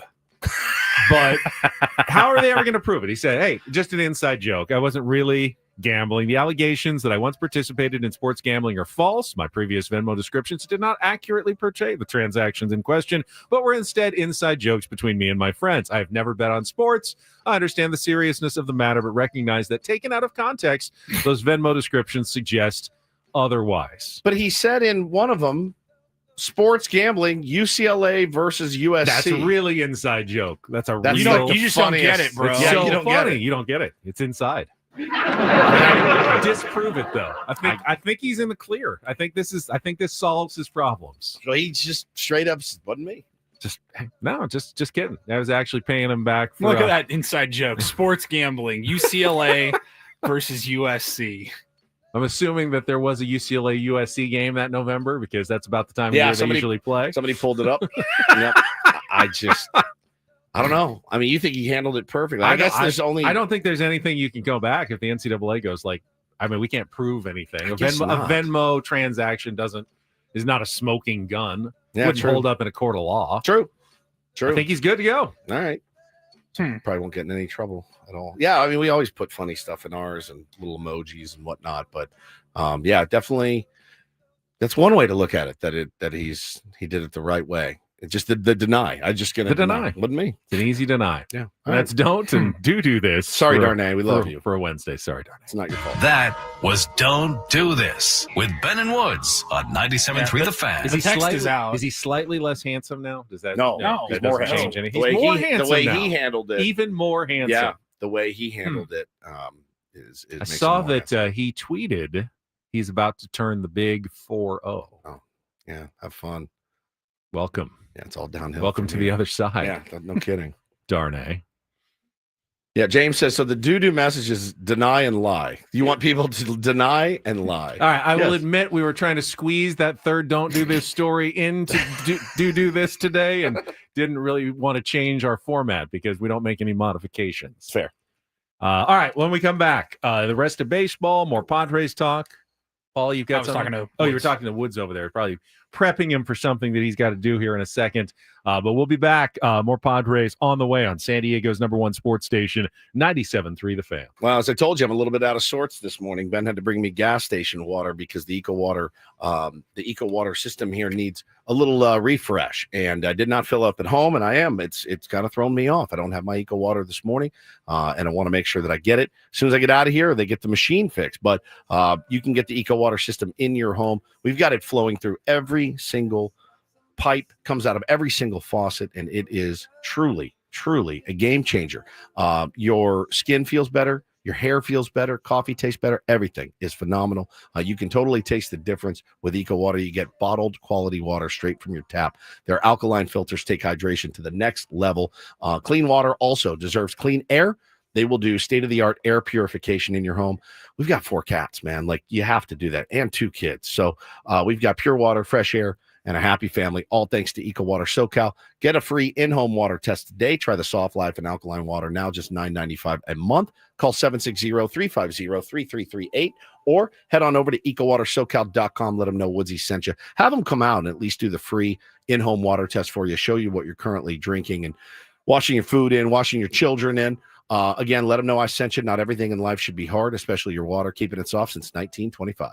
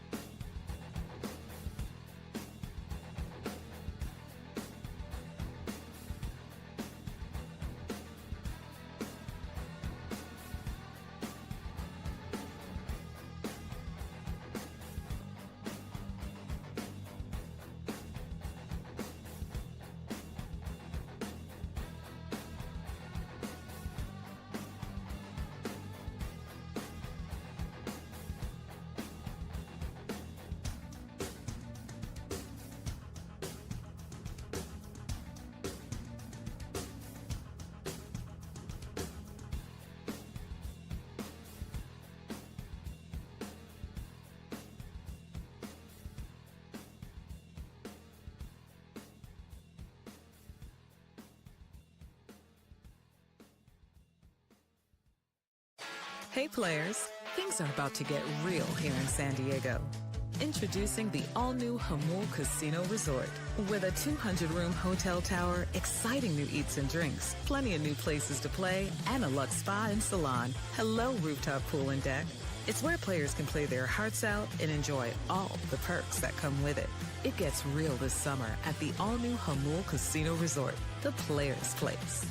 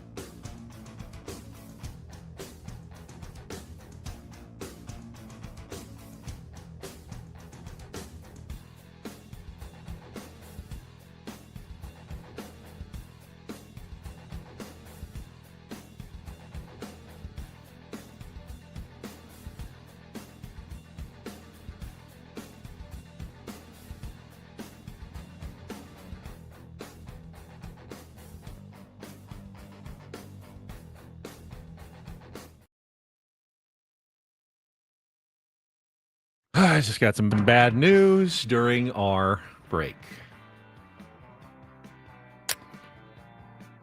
It fleas in our house from our dog. Did the bath, did the medicines. They're not going away. Need to get the pest control people in. I'm not even sure, like flea bomb or something. Oh no, they have to tent your house. No, we did the tent. We did the termites already. You don't have to tent your house for fleas, right? You got a problem. Oh yeah. Saw big problem. My dog has fleas, and now the fleas are like on the couch and the carpet because the dog likes to sleep on the couch and on the carpet. It's the worst. Sorry. I'm just going to enjoy the Padres win for now. The hits just keep coming. I am so petrified of lice. Both my kids are long hairs. And they go to school with other kids and, hundreds of other kids. And school started yesterday. And I remember the days of being in school and them doing the lice tests. And I never had it. Not to my knowledge. But I remember I don't remember ever having to do that. Maybe once. They used to march us into a room and you'd wait in line and you would sit in the chair and they'd comb. They go through your hair with the comb and check for the lice. When they would send... It's humiliating, first of all. So they try Might not as well to pull my pants down. Try not to do that to kids anymore, Paulie. All right, let's see. They had no problem humiliating all of us when we were children. Paulie, none at all. Yeah, let's see. Let's get the ruler out. Okay, like they would comb through their hair, and then they would be like, they would ship them off, and they're looking at your buddies, looking at you, and you tell everybody I love them. Like they're being dragged away. It was insane, and now. With my kids and their long hair, I'm like, if they get lice, you just feel infested. Is that how you feel? You feel itchy now? Yeah, all of a sudden, yeah. All of a sudden, you're like, itchy. you won't be able to sleep tonight. Like you have to get it done today. I know. I don't know how fast they can get out and treat the home, but it's like 5 years ago, I was taking a COVID test. Like one of the first, I think it was the first COVID test that I had taken once they became available, and was in this like area or whatever. And they just, for whatever reason, they were like calling people out in front of the whole group. They're just like, is Mike here?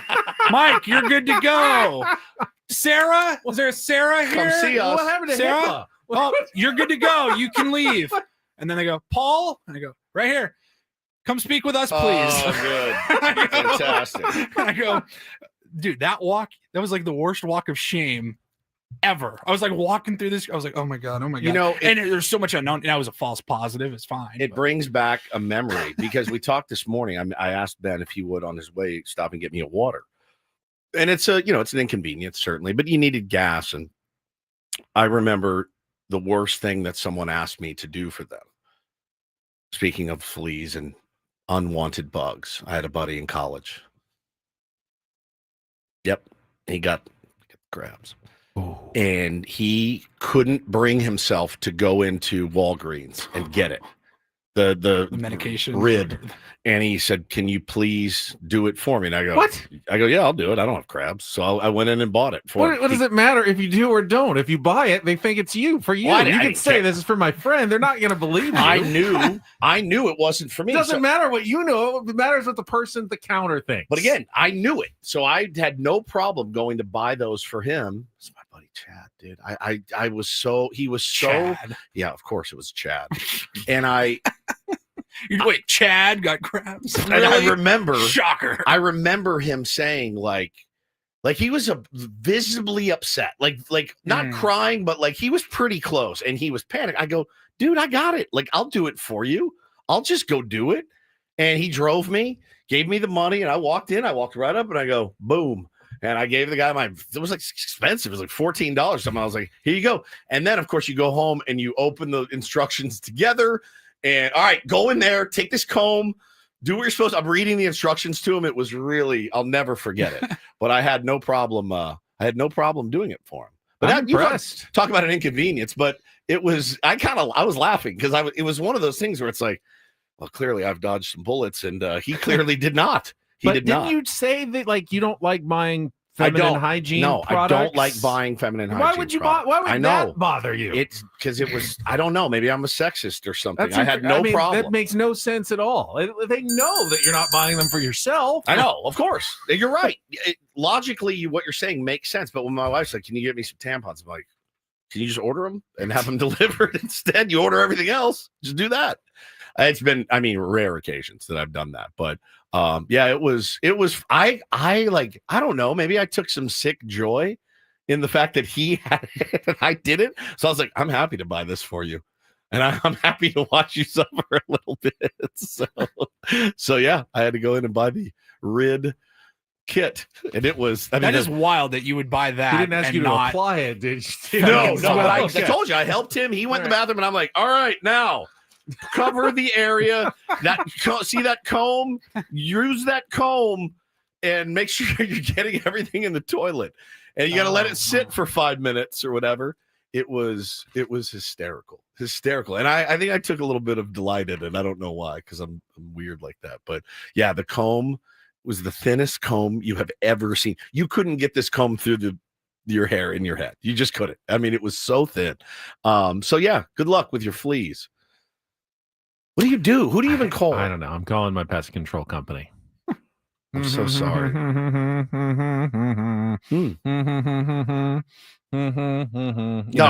Soder says, "Sherwood's your friend." I swear on I would tell.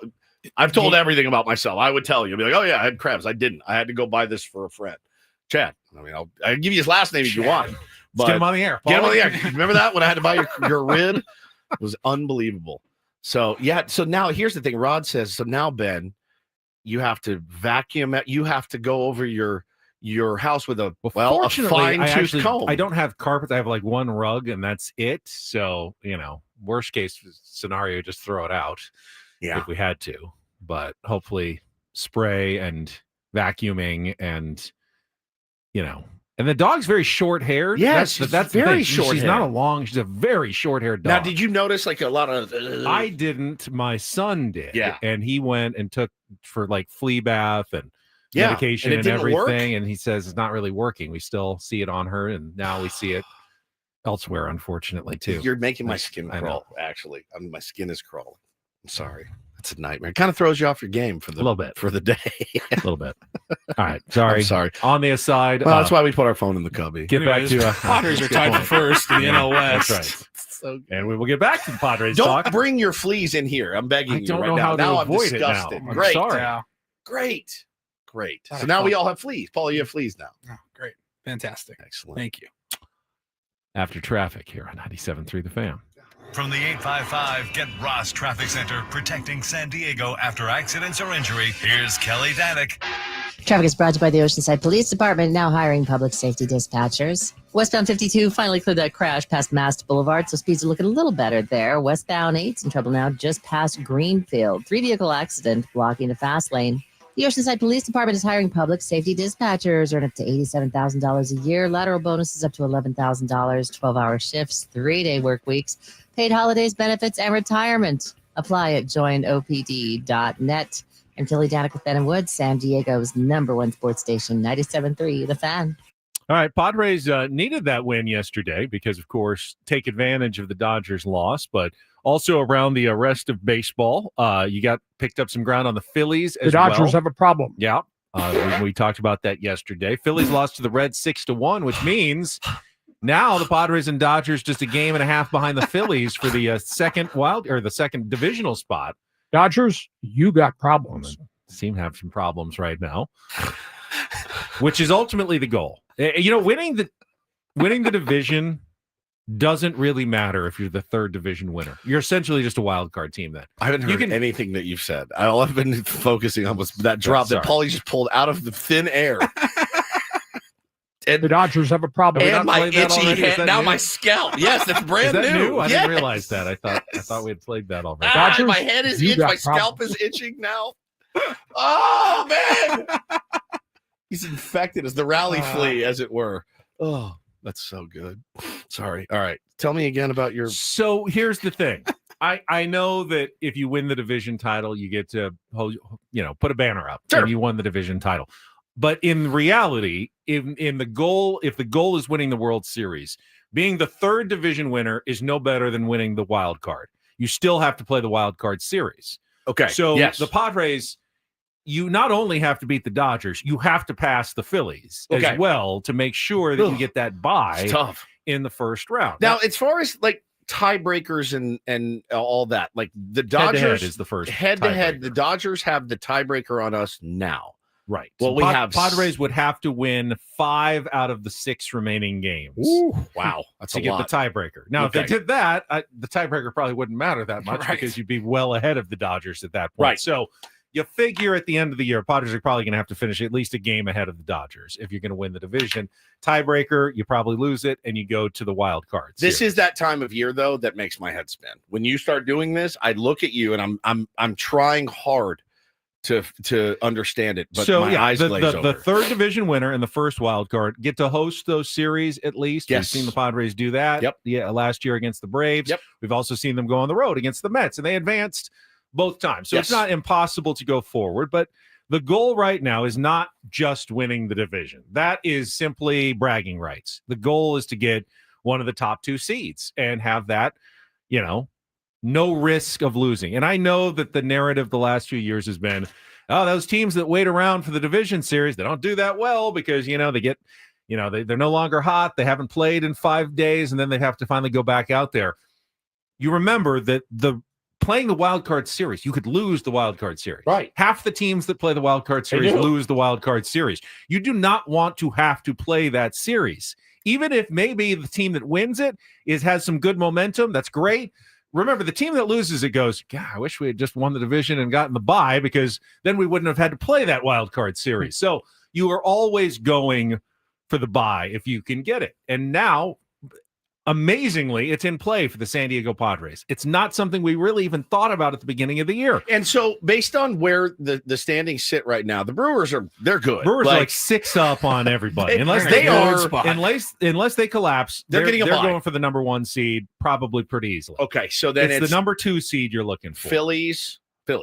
It would be the Phillies right now are the team that they're a game and a half up on the Padres and Dodgers now for that 2nd seed. So not only do you have to finish ahead of the Dodgers, but you also have to cheer against the Phillies. Those are the 2 biggest teams now in your scoreboard watching every single night that you care the most about. Now, you can also cheer against the Cubs. You can cheer against the Mets and the Reds because you want to put as much distance as possible. But ultimately, what the Padres are playing for, those are the 2 teams you want to lose as much as possible. Phillies are tied, right? Head-to-head? They split the 6 3-3. games. I don't know what the next tiebreaker is. It like runs scored or something? Differential? I have no idea. I need you to do this as an exercise every day from here on out. Tell me who I need to be rooting for every day.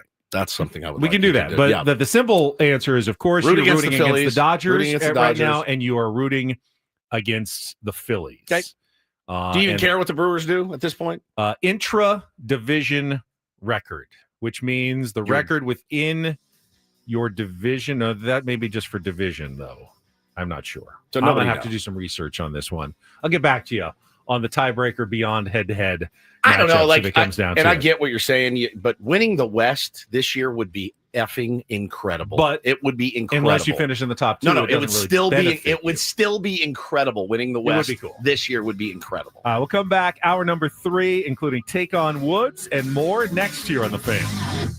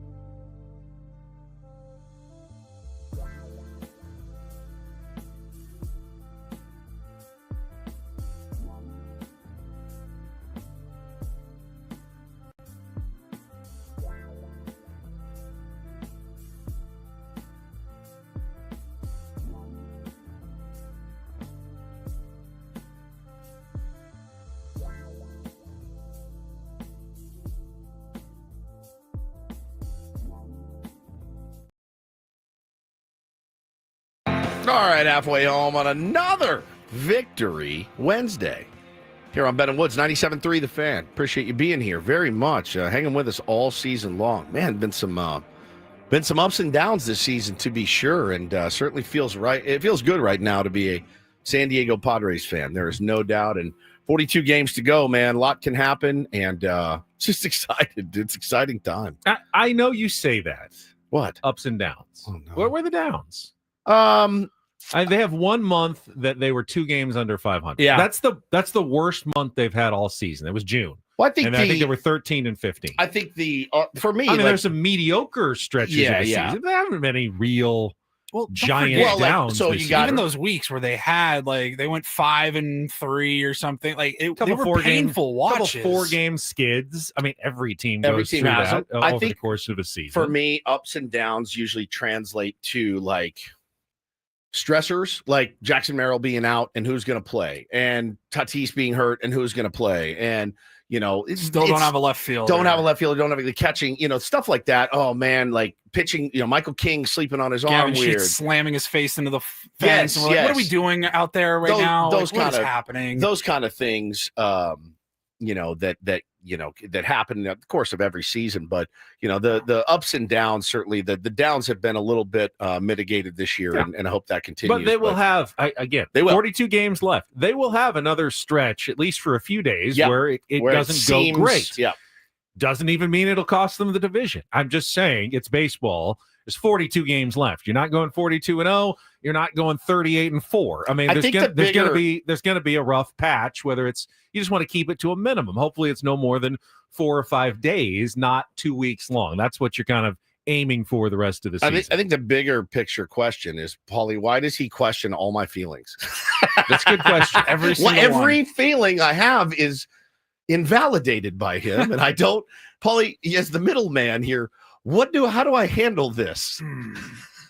Now I have a marriage counselor. Fire your therapist. I have a therapist. I'd either be the best or worst therapist of all time. I can't even imagine. They come in with their feelings, and Ben's like, "No, that's wrong. Get over it. You're fine. Right? It's not even that bad." Which, if that works, that would be the genius.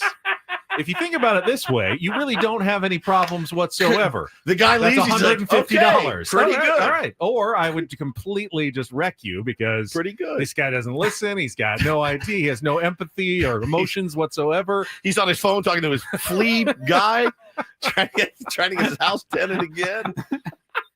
Gabe says that's an abusive relationship, Woodsy. I know.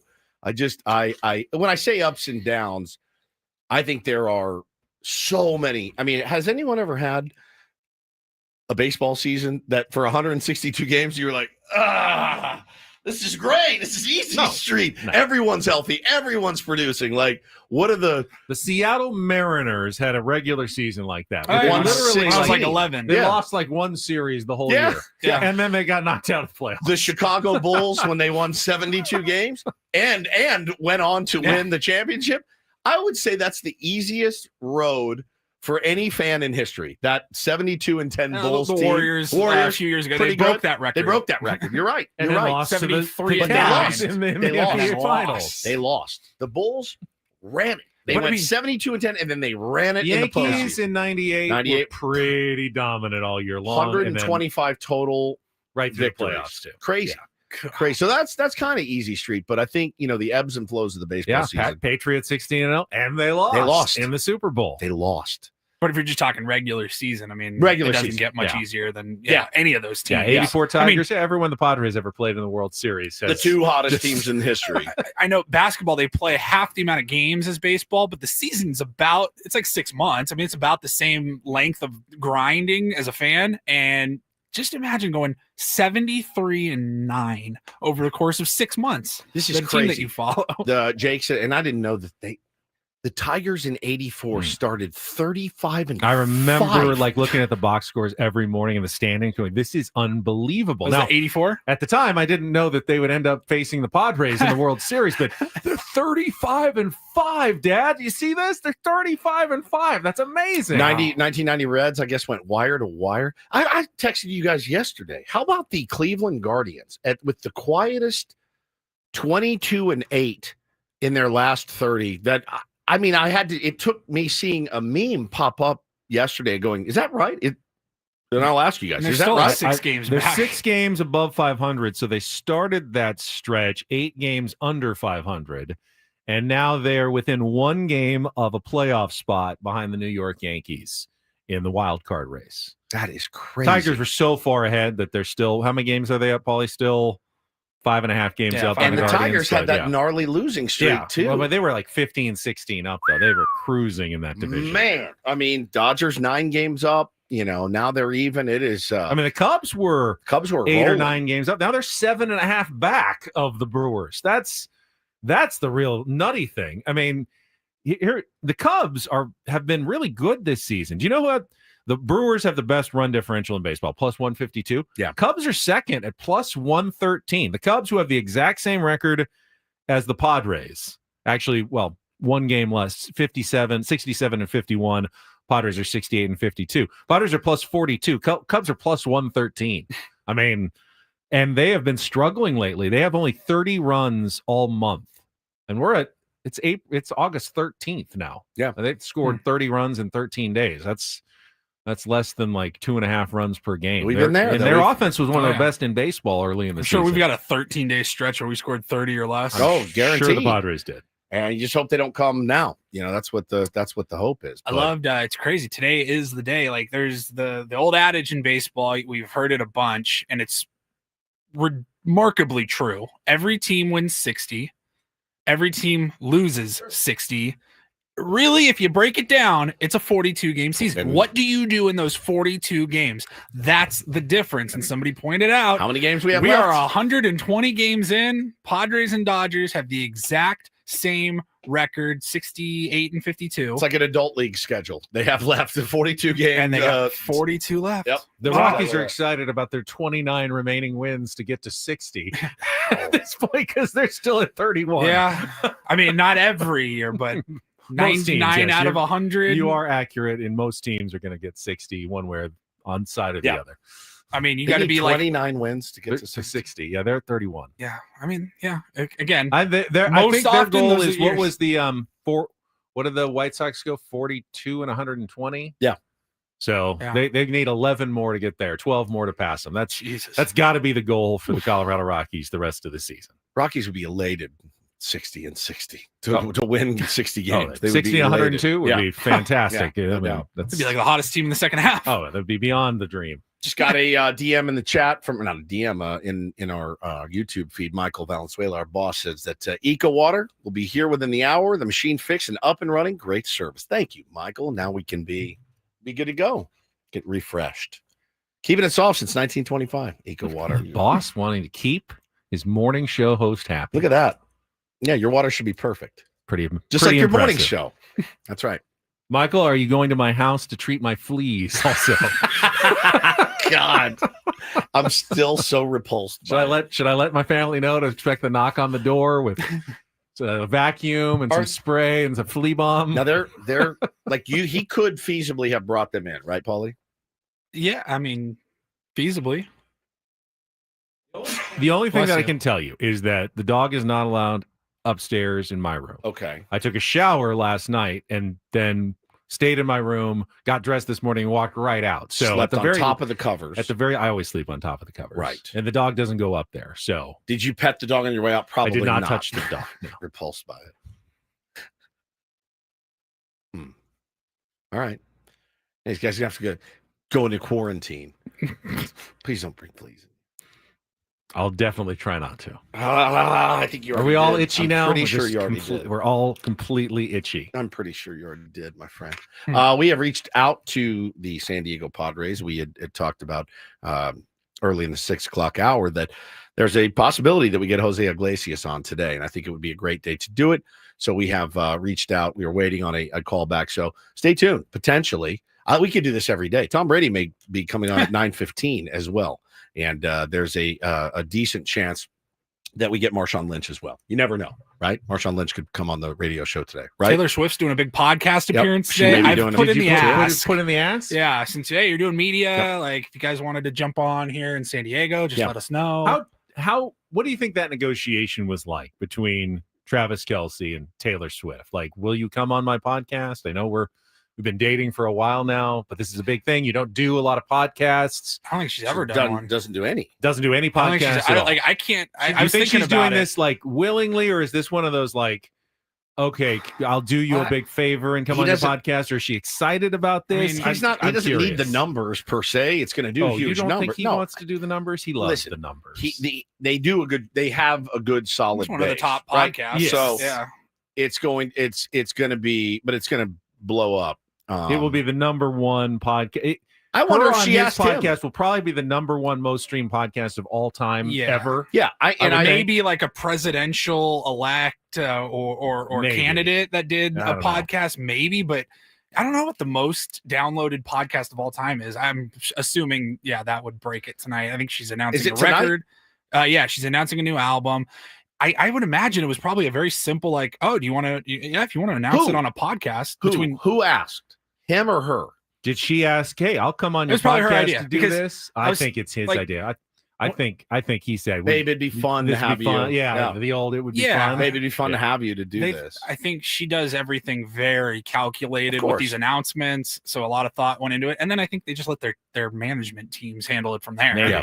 Has this been the end game of the relationship the whole time for Travis Kelce? I'll just go out with her for months until finally I can get her on my podcast. Yeah, she didn't do talk. She didn't do Talk Tua.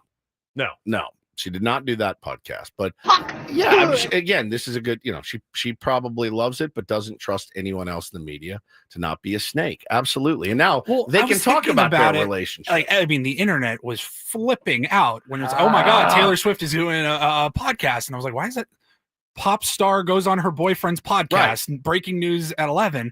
And I'm going, well, actually, I started thinking about it. I'm like, no, there's stars and they do media appearances. And then there's that next level of stardom where you're like, I've never seen like Beyonce on a podcast studio, like Leonardo DiCaprio is not on the, Joe Rogan podcast or anything like that. They don't have to do it and they don't do it. And so that's why it was a big deal. I don't think it's talked about enough, but what Taylor Swift did, you're still itching from your fleas? Yes. You're not. You're fine. You don't have fleas. What she did to really like when she re-recorded Taylor's version of all her songs so the record company could no longer like make money off of her is like one of the most savage things of all time. When we get fired from here, we're gonna have to go do every other show. Every single one of our shows in podcast version, redo them all. You will find me walking into the ocean. Ben Woods version. All right, Padres lost to the Reds yesterday. What was Mike Shilton thinking? I will walk into the ocean. I will not come back. Forget it. It's not worth it to me. It's so much work. It's so much work. Opening day 2022. Here we go. You're super excited.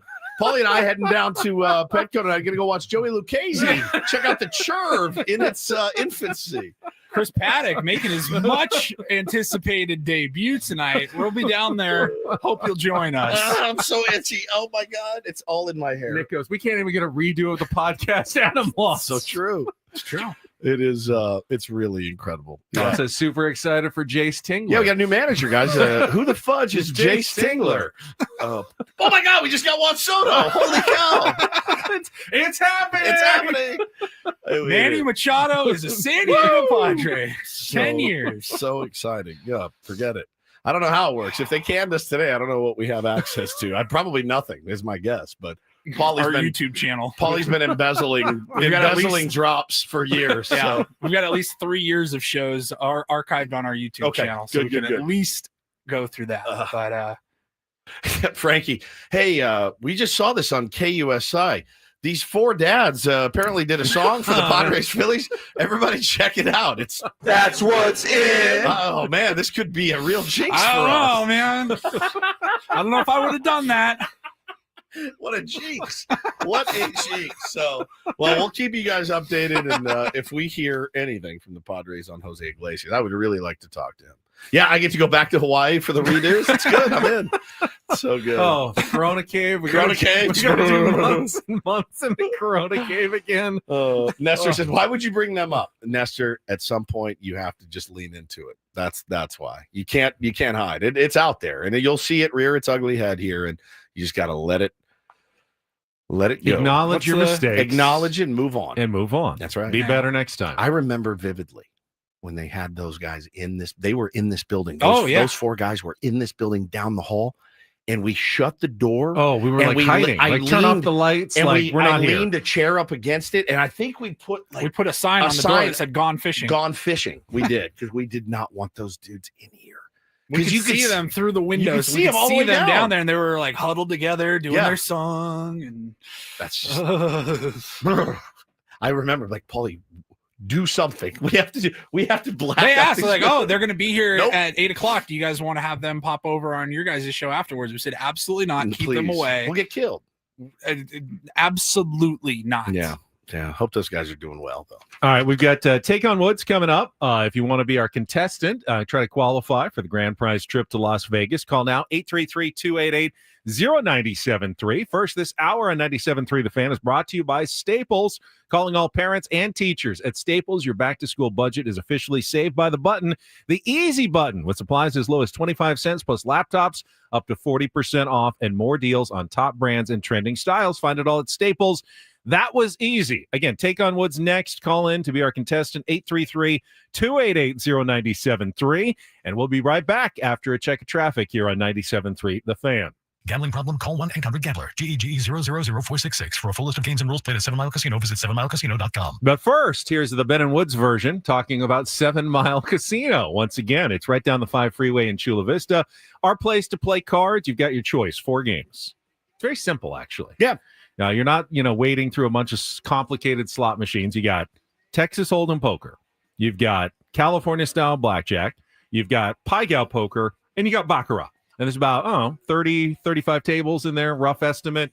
A few of each of them. And you sit down and you just have a great time playing cards. Yeah, man. It is a really cool place to go. It's so close to Petco Park, just 7 minutes away, as you know. My buddy, Aussie Tony, who I met in England, is coming over. Now, he works at a casino in Melbourne, and he said, "Any good casinos around?" I said, "My friend, you're staying downtown. I got a good one for you. 7 Mile Casino. He's going to love it. He told me he's going to teach me how to play Baccarat. So I'm excited about that when he comes to town at the end of the month. But great place to go, great food, no slot machines, no cigarette smoke blowing in your face. And again, the proximity, just 7 minutes Beautiful from downtown. patio out there right on San Diego Bay. Really nice spot. Check it out today if you haven't been there before. Yeah, Bay Boulevard, west of the 5. 7 Mile Casino, just 7 minutes from downtown.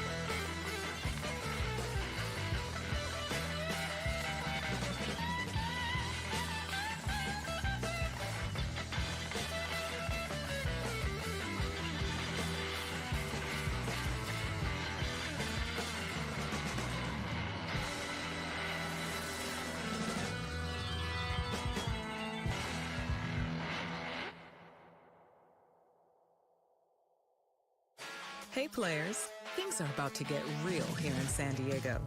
Introducing the all-new Hamul Casino Resort. With a 200-room hotel tower, exciting new eats and drinks, plenty of new places to play, and a luxe spa and salon. Hello, rooftop pool and deck. It's where players can play their hearts out and enjoy all the perks that come with it. It gets real this summer at the all-new Hamul Casino Resort, the players' place.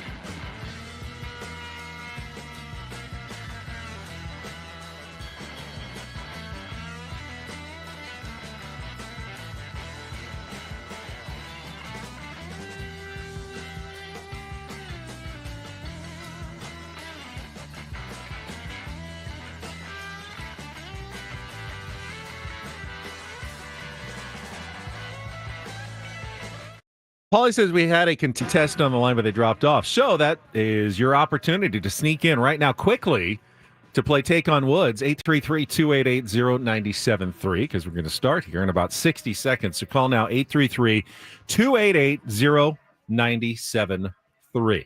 Again, there's a possibility Jose Iglesias could be joining us. Definitely have a Reindl Report. And I see on the rundown here, haven't seen this in a while. Do you guys want to spin the topic wheel? Oh my God, it's been months. We Paulie lost said the topic wheel like went away, but he's reloaded the topic wheel. It's been a while. I love it. I'm all the way in. So hopefully we'll get a chance to do that as well coming up. Let's start answering some phone lines. Looks like callers are coming in, so let's do it. It is time to play Take on Woods.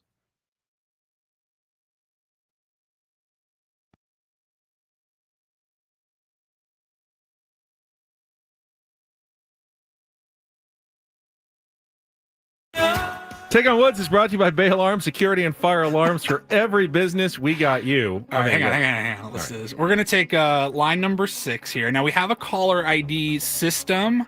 That's not always super accurate. Sometimes if you've called in before, it might have your name. Otherwise, sometimes it just says wireless caller.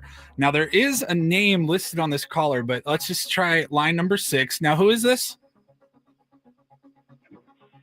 I can hear you. Hello? Hi. Who are you? Mike. Mike.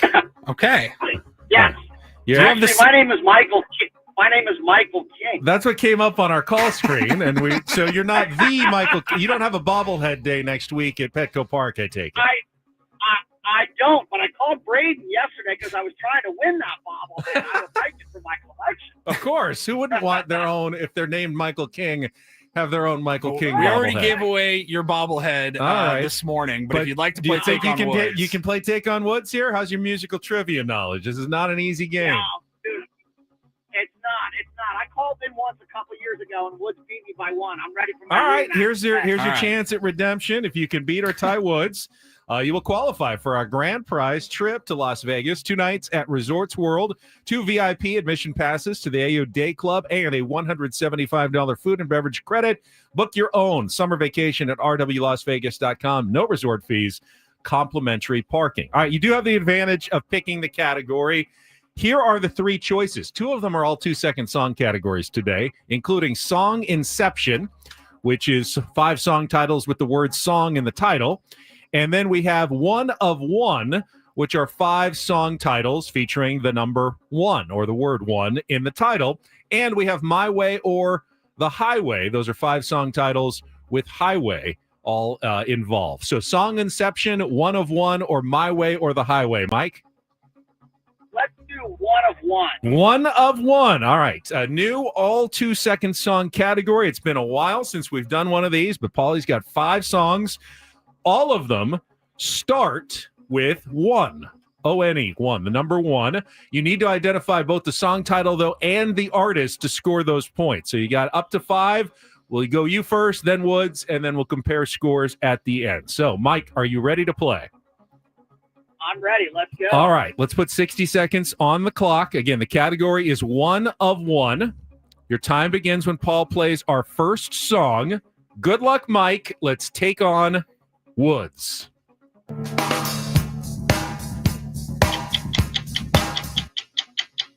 All right, song number 2. One of these nights, the Eagles. Correct. Song number 3. One Love, Bob Marley. Correct. Song number 4.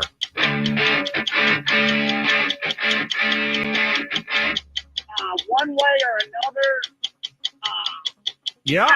Okay, we go back to song number 5.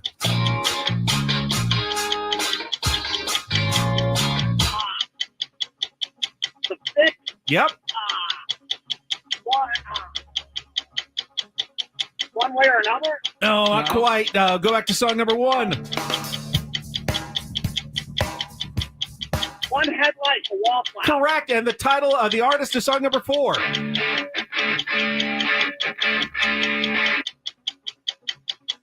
One Way or Another by. It's Blondie. It's Blondie, One Way or Another.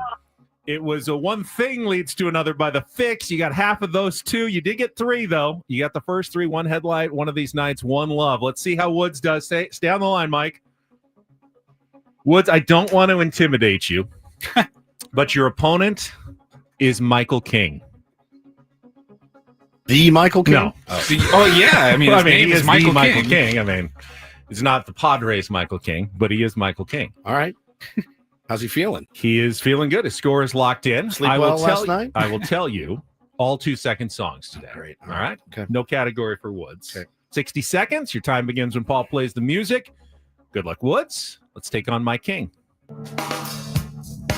One Headlight by The Wallflowers. Correct. Song number 2. Witchy Woman by One of These Nights by the Eagles. All right. You got that one. Song number 3. One Love by Bob Marley. Correct. Song number 4. One Way or Another by Blondie. Correct. Song number 5. One Thing Leads to Another by The Fix. Yeah, that's a 5 for 5. Even with the stumble on number 2 Still and the at correction, 1? it's either 5 to 3 or 4 to 3. So I got to get Mike again. Good job. Let me bring him back on. Another 1-point loss or 2-point loss. He tried earlier and lost by 1 again. Got you. And he didn't even win his own bobblehead yesterday when he called in That's and a tried bummer. as well. So sorry, Mike. That's all right. You guys are the best. Thanks, Love the baby. show. You are, Thanks, man. Mike. Thanks so much. Appreciate it, man. All right. And I see in the chat, you forgot to mention the Whalers with Bob, but he didn't either. So Sorry, Bob Marley and the I gave them both Whalers. the on Bob Marley. Yeah, That's thank fine. you. That category was 1 of 1. I love The Fix. I think they're massively underrated. 2 X's. Yeah, The Fix, and In they The had Fix. What was the other one? Red Skies at Night. I love that song. Oh, you know that? So Yeah, good. I do know that one. So good. One taint leads to another, I could have said. All right. Let's spin some taco wheel when we come is a back. taco wheel? Taco wheel. Let's also spin a taco wheel when we come back. with Bennett Woods on San Diego's #1 sports station, 97.3 The Fan. I'll tell you about my beautiful friends over at QC Kinetics. Got a text literally this morning. They had heard me on the radio talking about how a couple weeks ago I jammed my wrist playing baseball, and those are the wrists that they worked on so feverishly a few years back and have changed my life completely. And my buddy Charlie over at QC this morning texted me and said, hope all is well. Want to check in, see how your wrist is doing. If you're around next week, you want to come out to the clinic. We got a new doctor I think you would really like. We can get you a booster injection on your wrist or any other ailment. And that's so nice to have. I mean, just to have that, knowing, yeah, this has worked for me before. It will absolutely work again. And I will 100% be taking them up on it. And you should too. If you've got sore joints, pain in your knees, your back, your hips, your shoulders, QC Kinetics can change your life, get you back to doing all the things that you love to do. Told you about it many times. I will tell you about it for as long as they will have me. These guys are the real deal. And those regenerative treatments work with your body to help restore and repair damaged joint tissue, natural cellular therapies, no scalpels, no pills. I am a 100% believer and a convert with QC Kinetics. It's just been incredible. So give them a call today. Locations in Hillcrest and Torrey Hills, 619-614-PAIN. 619-614-PAIN. And maybe when I go in, I can kind of document what you do when you go in there. It's been a total life changer for me. So if you're ailing right now and your back's screaming at you or your knees are screaming at you, you want to get back on your bike or on the golf course, whatever it is that you love to do, call QC Kinetics at 619-614-PAIN. Let them know Woodsy from 97.3 The Fan sent you.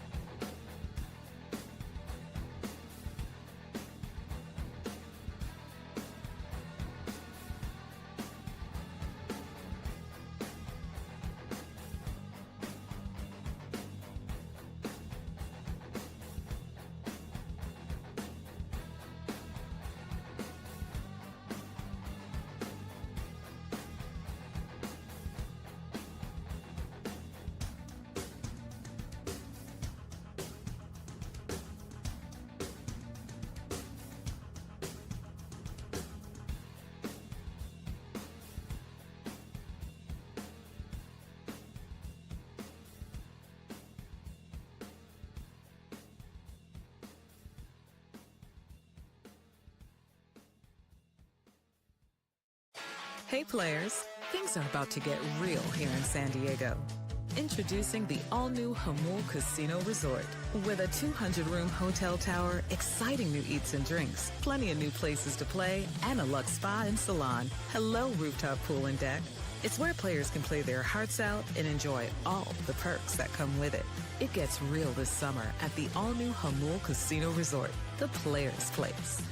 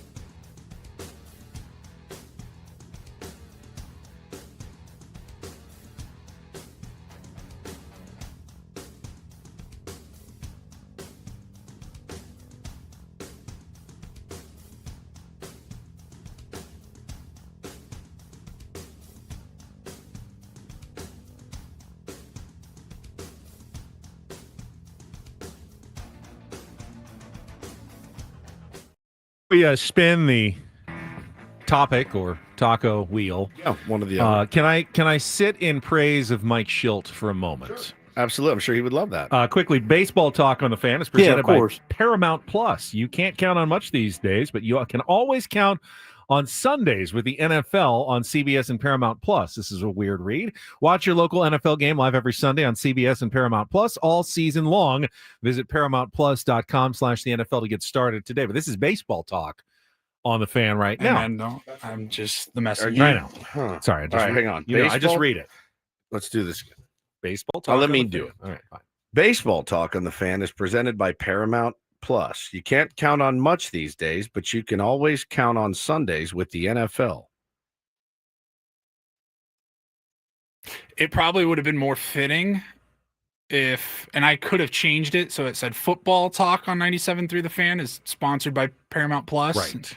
That would make more sense, but I didn't think we would talk football today. Right. Yeah, fair enough. It's baseball season right now. We don't have a lot of preseason. But the sponsor football. is what the sponsor is. That's true. So I don't know how else it's in now to do that. Got that read in. All right. In praise of Mike Schilt. Mike Schilt is not afraid to take out his starter 1 out away from qualifying from a win. No, he's not done that little. He's done a lot this year, especially to Randy Vasquez. Now Nestor Cortez got it yesterday, and I don't know how a veteran necessarily feels about that.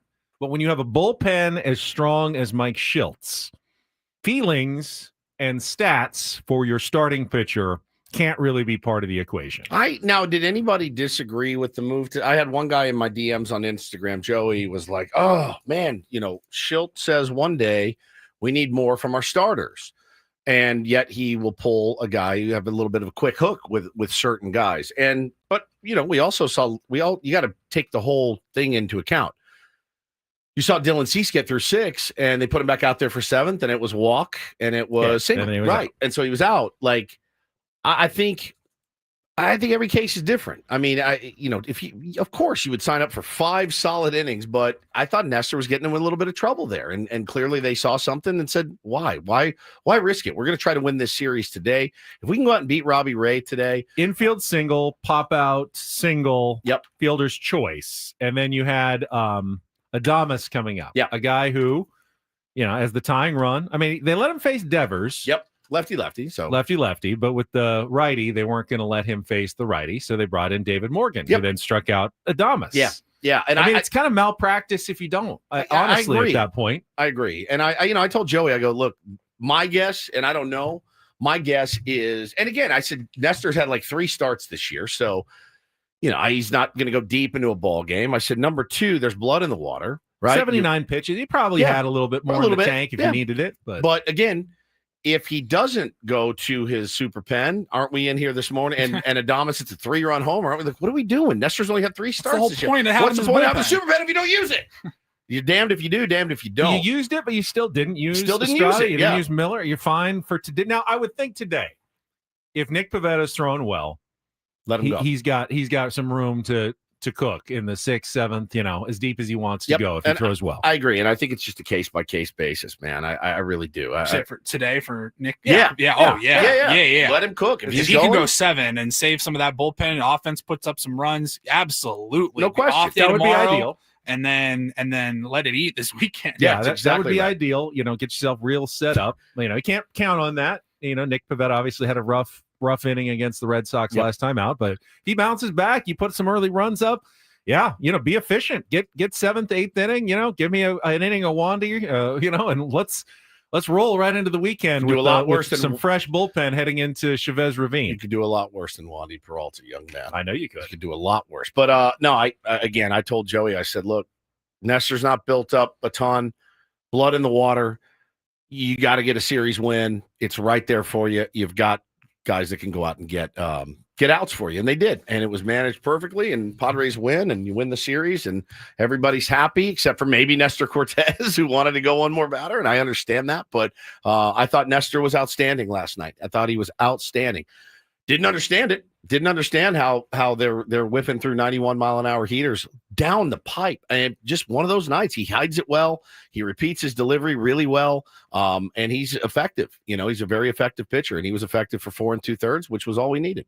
All right, let's check traffic. And then when we come back for the first time in ages, we're going to spin the new and improved topic wheel next year on 97.3 The Fan. From the 855 Get Ross Traffic Center, protecting San Diego after accidents or injury, here's Kelly Danick. This game day traffic report is brought to you by Crystal Geyser Alpine Spring Water. Got a crash now on northbound 5 just before the Coronado Bridge. Car and pickup truck involved. They managed to get into the center divide. Also an accident clearing stage in the East County, West 8 just past Greenfield. It's in the center divide. And collision in the North County, East 78 right before the 15. Looks like 5 or 6 vehicles involved in this tangle. It's over to the right shoulder. What makes Crystal Geyser Alpine Spring Water different? They always bottle their Alpine Spring Water less than 1.5 miles from the spring source. And all of their bottles are made with 50% recycled plastic from their own recycling plants. Crystal Geyser, bottled at the spring source. I'm Kelly Danick with Ben & Woods, San Diego's #1 sports station, 97.3 The Fan.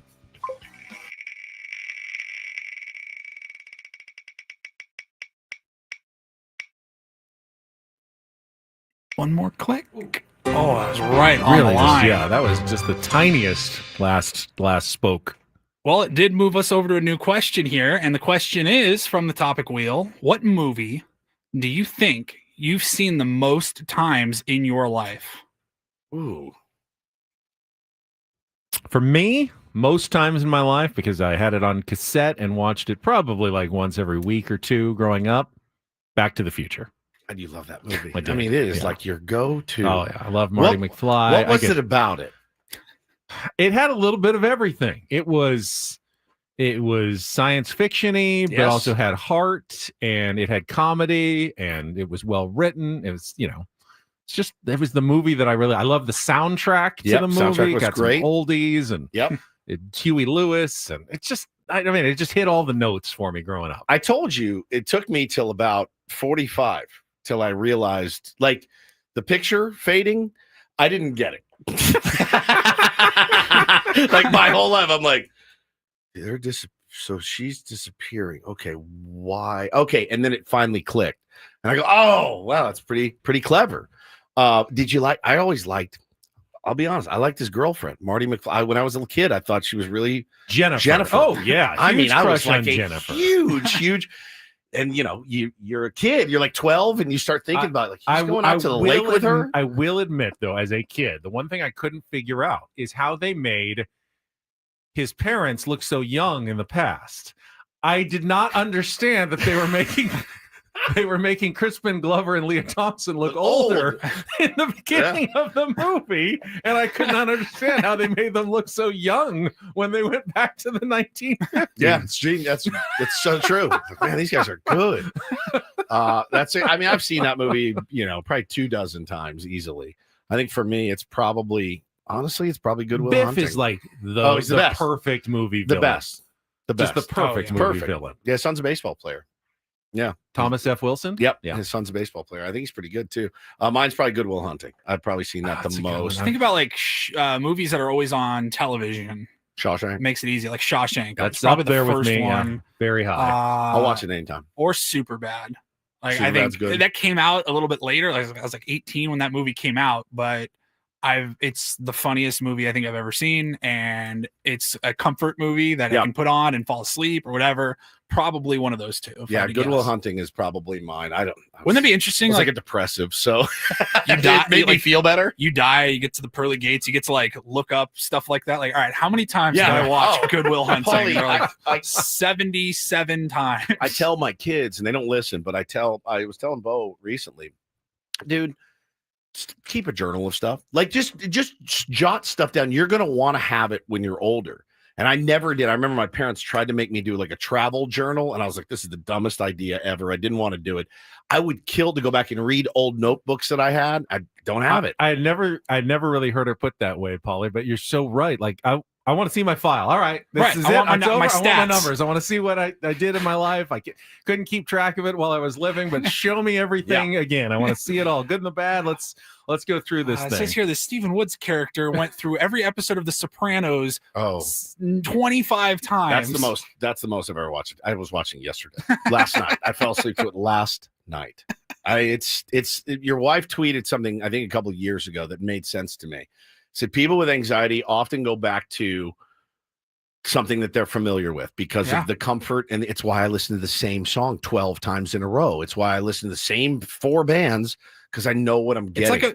I don't want to say it's like scary or intimidating, but it's like a big deal to go outside of your zone and listen to like a new album or watch a movie for the first time. You're like, I can't just relax and doze off to sleep. I'm gonna get invested. It takes me 2 hours. It takes me 2 weeks to watch a new hour and a half movie. Like it really does. I have to stop and start. It's just but it's like, it's 8:30. I'm starting to get tired. I'll fall asleep to I Love You Man for the 100th time, or whatever. Yeah, it's weird how that works. I get that. It's weird. I got time for one more. One more spin. Right, let's spin it. Let's see what we got here.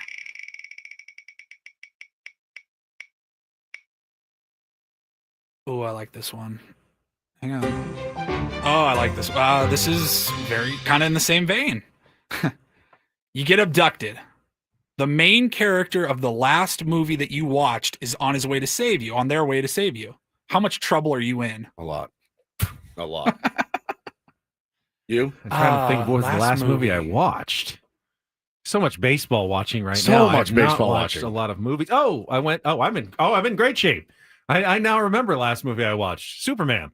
Oh, you're fine. I am golden. I could not have a You're better good to go. rescuer. I watched the new Superman movie with my son. Yeah. Now, we were just saying that we don't really like to watch new movies, but when you travel, what I'll do when I travel is I will amass a collection of things on my iPad to watch on a 6-hour flight to Kauai, or when I go to Manchester.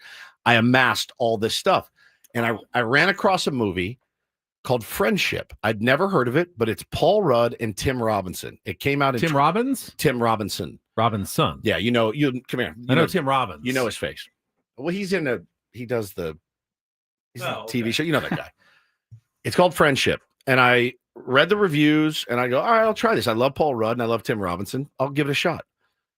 The darkest, weirdest comedy that I've seen in years. It was brilliant. It was like a guy moves in the neighborhood and he becomes obsessed with his neighbor. Like he wants to be his buddy so bad. And Paul Rudd plays a weatherman on TV. It's brilliant. And I watched that. So I would be in trouble though, because it would be either Paul Rudd or Tim Robbins. I don't know if I'd be in grave danger or absolutely coasting, because I think the last movie I watched, it was just on TV, Training Day. Oh, you'd be fine. Yeah, you're good. I think I'm good. Well, who's the main character? Is it Lonzo or is Lonzo. it what's his name? Ethan Hawke. Ethan Hawke. Yeah. You'd be well. I don't know. You roll with Lonzo, you're gonna get in a lot of trouble, as you've seen. You also might smoke but PCP. if somebody else abducts me and I know Lonzo's coming on to his get you, way, you're I good. think I'm good. I think you're good. This won't apply to Paulie, but Matt brings up a good point in our chat about the last question, about the movie you've watched more in your life. I was assuming a movie that I chose. But like when you have kids, I must have watched Cars like 100 times just by popping. Oh yeah, every day. Yeah, but you didn't want to sit watch and Cars. watch I didn't really it. sit and watch it, but it was on. Yeah. I mean, I could probably quote dialogue line by line because that was when my kids were young and that movie came out. And I mean, how many times? Well, I couldn't even tell you how many times we watched it when they were, 6 to 8 years old. Taylor's like me, man. He's been watching Freaky Friday twice a day for like 2 weeks. The original? The Like original with Lindsay Lohan. 70s No, version? Lindsay Oh, Lohan. there's The is- original. The original, no. Then the other original, Yeah. and then they just came out with another. And he one. went to the movies yesterday and saw the sequel, Freakier Friday, that dropped like last week. Yeah. He's a big fan. Love it. Love the topic wheel. Missed it. Freaky has a different connotation now than it used to. Yeah. Just saying. It's a mother and a daughter, so I don't think anybody went there except for you. Well, I didn't. I didn't back then when I used to watch Freaky But Friday. you just did. Well, You now know it's a mother little and daughter different now. Not a All right, stepmother. Paulie, early Reindl report, just in case Jose Iglesias calls in. Right. We'll see. Coming up next. What are we going to do if he doesn't?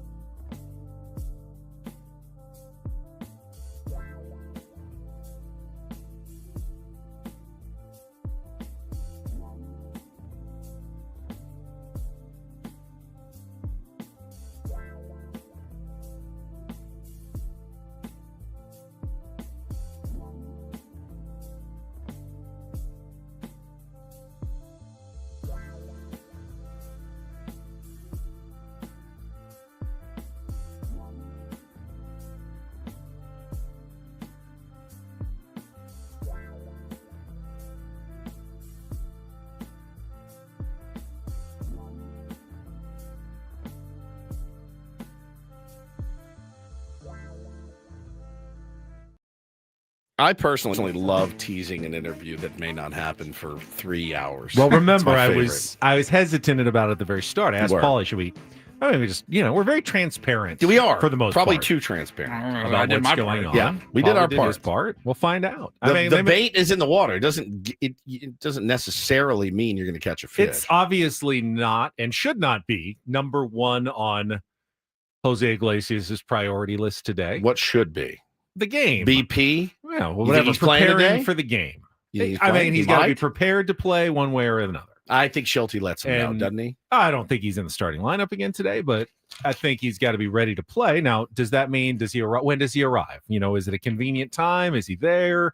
Does he have some time to call us? Hopefully, yes. And if it does, looking forward to chatting with him. If not, do we have egg on our face?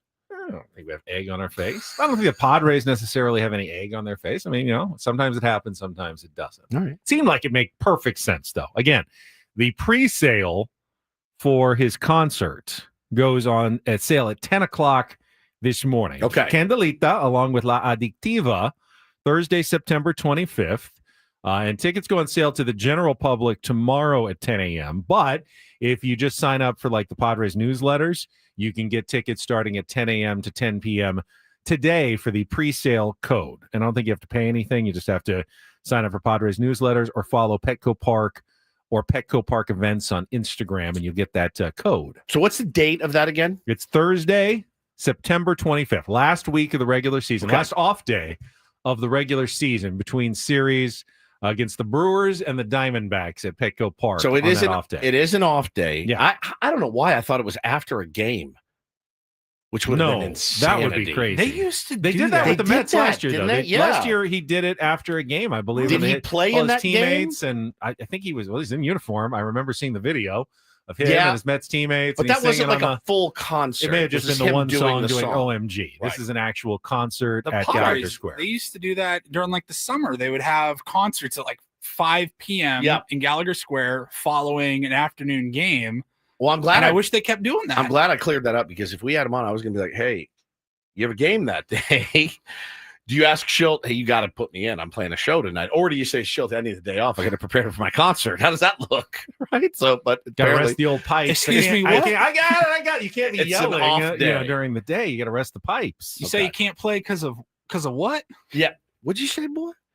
Yeah. Okay. Good. So it is. It will be.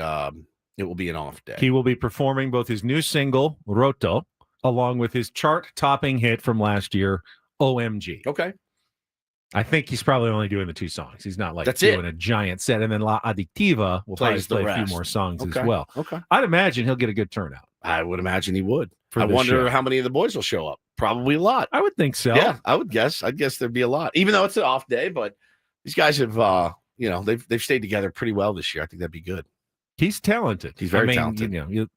Latin pop is not a genre I know a ton about, but I've heard both songs and they sound nice. Sound great. I don't understand all the words because they're in Spanish, but again, I think it'll be a popular concert and tickets go on sale, pre-sale this morning at 10 a.m. Okay. All right, Paulie, you got some headlines for us? A little early edition sure. of the Reindl Report. Let's get to it. And get things started here with our today's edition of the Reindl Report. Now tuned into the greatest. Welcome to the Reindl Report with Paul Reindl. Hi, Paul. All right. 2 stories from the world of sports that we haven't gotten to yet. We'll start off in Major League Baseball. And 1 story that you didn't know you needed. Are you laughing, biatch? It's the Reindl Report Hey, Paul, how you doing? Okay, how are you? on 97.3 The Fan. Are you ready to bless the mood? I need some help, please. That was good. Can I get a yeah? Oh, yeah. All right. Oh, All right. Gentlemen, happy Wednesday. happy Wednesday. Very happy Wednesday. Let's see where to start. We were just talking in our last hour about football coverage and how we weren't even sure we were going to talk any football. Well, I've got a story for you. We can talk a little bit of football because, well, I forgot we were doing an early Reindl Report today. So it's the first headline that popped up. The Bills reached a 4-year, $48 million extension with running back James Cook. I always liked James Cook. I've always liked the Bills. I really want them to like break through and get to the Super Bowl. It'd be a lot of fun. They would be a fun team to root They for. wouldn't deserve it, man. You know, you want to talk about fan bases that deserve it. They do. I mean, to get so close. Well, and you know, where you live up there, that's what you live for. And it's funny, they have a National Lacrosse League team called the Bandits, and they've won 3 championships in a row. And they get 19,000 people for those games. Why? Because they're in Buffalo. They got the Sabres. They have it's crazy. They have more professional teams than we do. Yeah, but significant. Yeah, but it's like the most passionate fan base of all 18,000 for an NLL game. It's just and nuts. they're lunatics, but they're like good lunatics. Yeah, good sports fans. They're good sports fans, and they deserve it. Let me ask both of you Bills fans. Yeah, your Bills passion is just oozing on the air. yeah. Have you enjoyed the first 2 episodes of Hard Knocks training camp with the Buffalo Bills? I liked it so much I didn't even want to talk about it because I figured once I got started talking about it, Ben, you wouldn't be able to stop. It was because it is currently airing. Of course, I know that. Whatever. I've been out on Hard Knocks for 39 like of 5 Hard years. Of course, I know, and I've enjoyed it. And like I said, I can't Has it stop. run its course? I think it's run its I think course. it's run its course. They've tried the mid-season ones. Off-season one. I just don't care that much, I guess. Like I got into the shows. Like I used to watch it every August. Yeah. And you fall in love with these players and these. Then they get cut. And then they get like, cut. all right. Yeah. But I don't know. I feel The like greatest was when AB burned his feet, and That they was a good showed one, his yeah. feet from the cryo chamber that he went in barefoot, and he's like, I think we have a problem, and he holds his feet up. It looked like somebody took a cheese grater to him. I'll never forget that as long as I live. These are lasting memories that stayed with me about Hard Knocks, but it was revolutionary when it first my came out. God. It was I don't know how real it was, but to peel back the curtain and see stuff that they never let us see before was pretty cool. How much too much already now? Like every There's too team much. Yeah, we has already their know. own social media team and all the behind the scenes stuff. That's why baseball, the Netflix one on the Red Sox was so good because it had been forever. They would show you what they wanted you to see. Oh, here's our guys answering a funny question about do they like French toast or waffles? But that's it. You did not see the pitchers' meetings and things like that. We wanted so badly for so long for them to pull back the curtain. And then everybody pulled back the curtain. And now it's time. Go ahead, put the curtain back. You know what? Put the curtain back a little bit. Just a little bit. Let's just close the curtain a little bit again and go back to, it's sports and let's watch the games. And I don't need so much behind the scenes content. Satan's Blowfish says watching guys get cut is always dramatic viewing. It is. It And just is. your heart breaks for Yeah. these guys, man. Or conversely, watching them call guys in that made the team is really special too. And It's then good. they call their families. It's the best. Yeah. They're crying. Yeah. Hey, Dad, Maybe what I are should. I will go watch. What are you doing next weekend? You coming to the game? Guess what? I'm a Buffalo Bill. Why does he have to do it like that? I don't know. Because I'm a it Buffalo Bill. has become a little stale in terms of it is the same every single time. Hey, Dad. Yeah. What are you doing? Nothing. What are you doing? Oh, just finished up practice. Good. You feeling good? Yeah, I'm feeling good. What do you got going on September 27th? Nothing. Why? Get ready. I'm a Buffalo Bill. Yeah, it's the greatest. It kills me. Can't believe we haven't been watching Hard Knocks. You after spoiled this. the whole finale for us. I'm gonna watch it. Oh, I'm man. watching it today. God, I'm watching it today. That is funny. Yeah, pretty good. How you feeling? Good. Hey, don't make any plans for next Sunday. There's only so many ways you can do it. All right. This next story has been actually on the list for a couple of days now. Did you guys see? I think this was over the weekend. It was officially announced, and we're not all the three of us are not big fight fans, UFC, but UFC just struck a massive streaming deal with Paramount Plus. Paramount is going to be the home for UFC, and the deal was a 7-year contract for over $7 billion. Average annual value of $1.1 billion coming to UFC. Now, I think this is still weird for me. Like, I know WWE has been on like Peacock, and then I think they've fully switched over to Netflix now.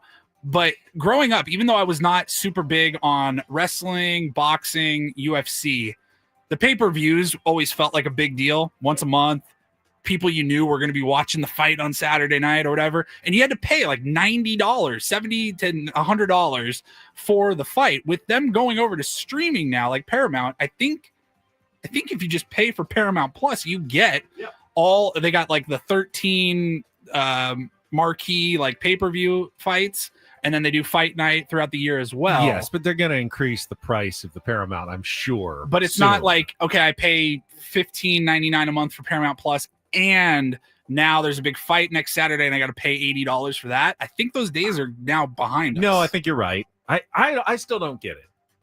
Boxing is kind of dead because I thought people got tired of all the head injuries and the boxers and the trauma. That's not what it was. What is it then?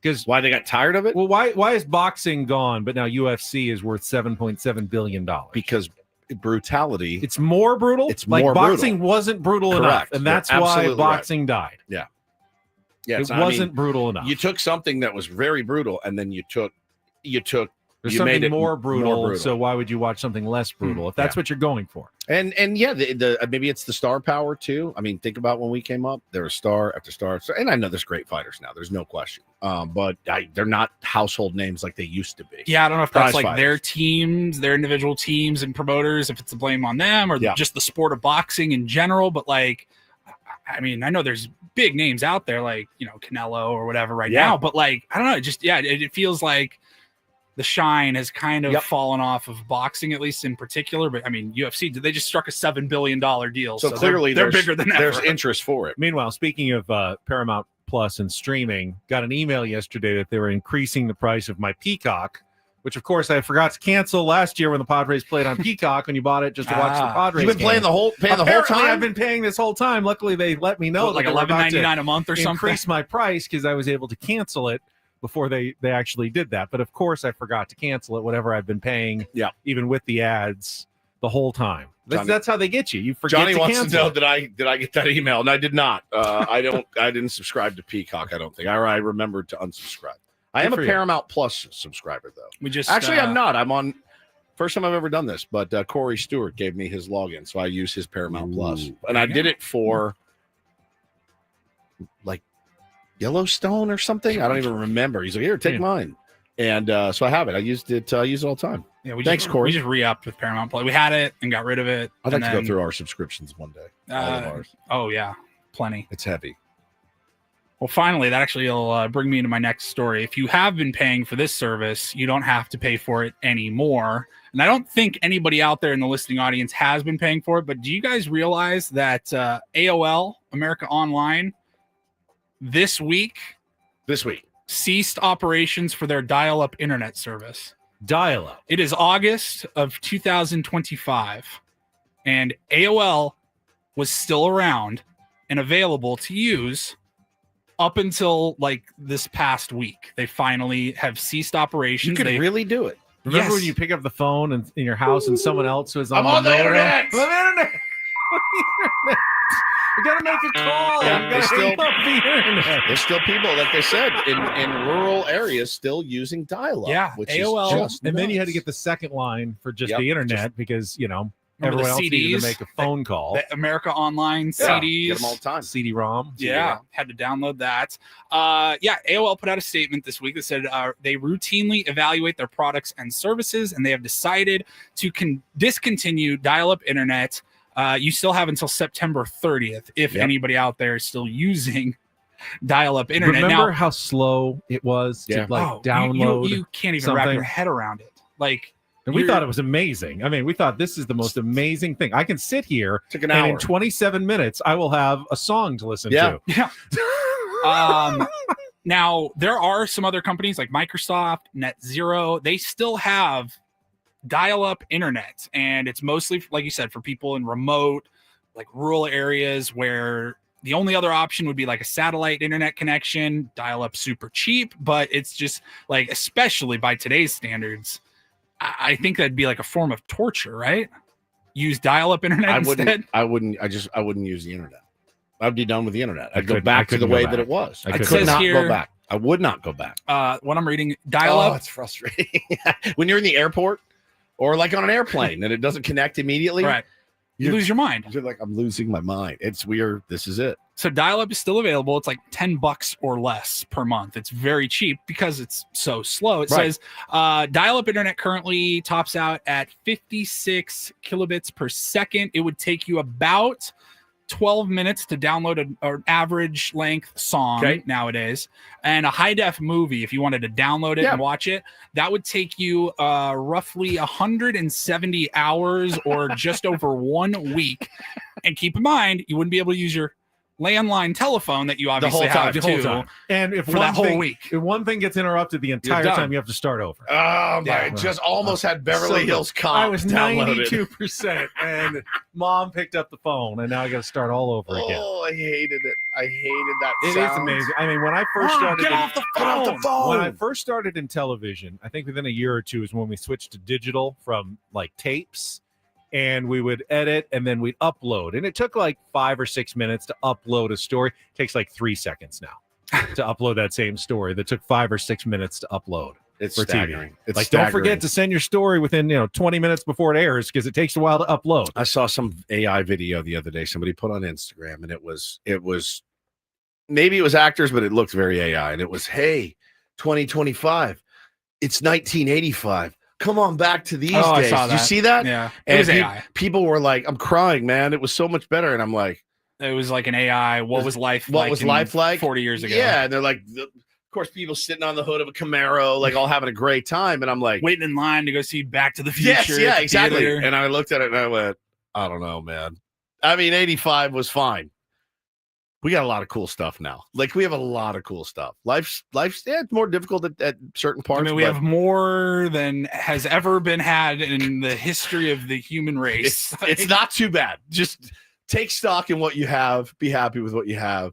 1985 was not all it's cracked up to be. Speaking of cool stuff, there was something really cool that happened last night in Major League Baseball that we haven't even talked talked about. Yep. yet. We can get to that coming up in our next segment. Ben and Woods continuing here after traffic on 97.3 The Fan. Before I get to traffic, though, I get to tell you about Prize Picks. Certainly the internet has helped in terms of daily fantasy. You don't no longer have to go by mail to put together a fantasy team, and you can actually do it instantly and win real money with daily fantasy and Prize Picks. All you have to do is download the app. It's very easy to do, and when you do, use the code KWFN. You're going to get $50 in lineups when you play your first $5 lineup. Say again, code KWFN to get $50 in lineups after you play your first $5 lineup. So how does this work?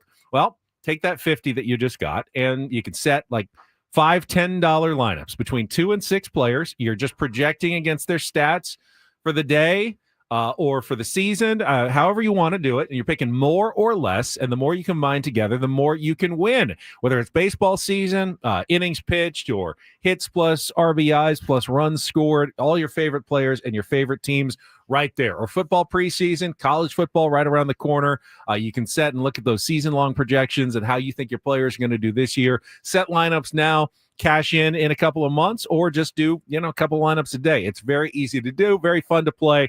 Millions of users, billions of dollars in winnings awarded. And the winnings, very quick. I've done it many times. Just request your money and they will upload it quickly. It's Apple Pay. They got MasterCard. They got Venmo. Very safe and easy. However you like to do it, try it today at Prize Picks.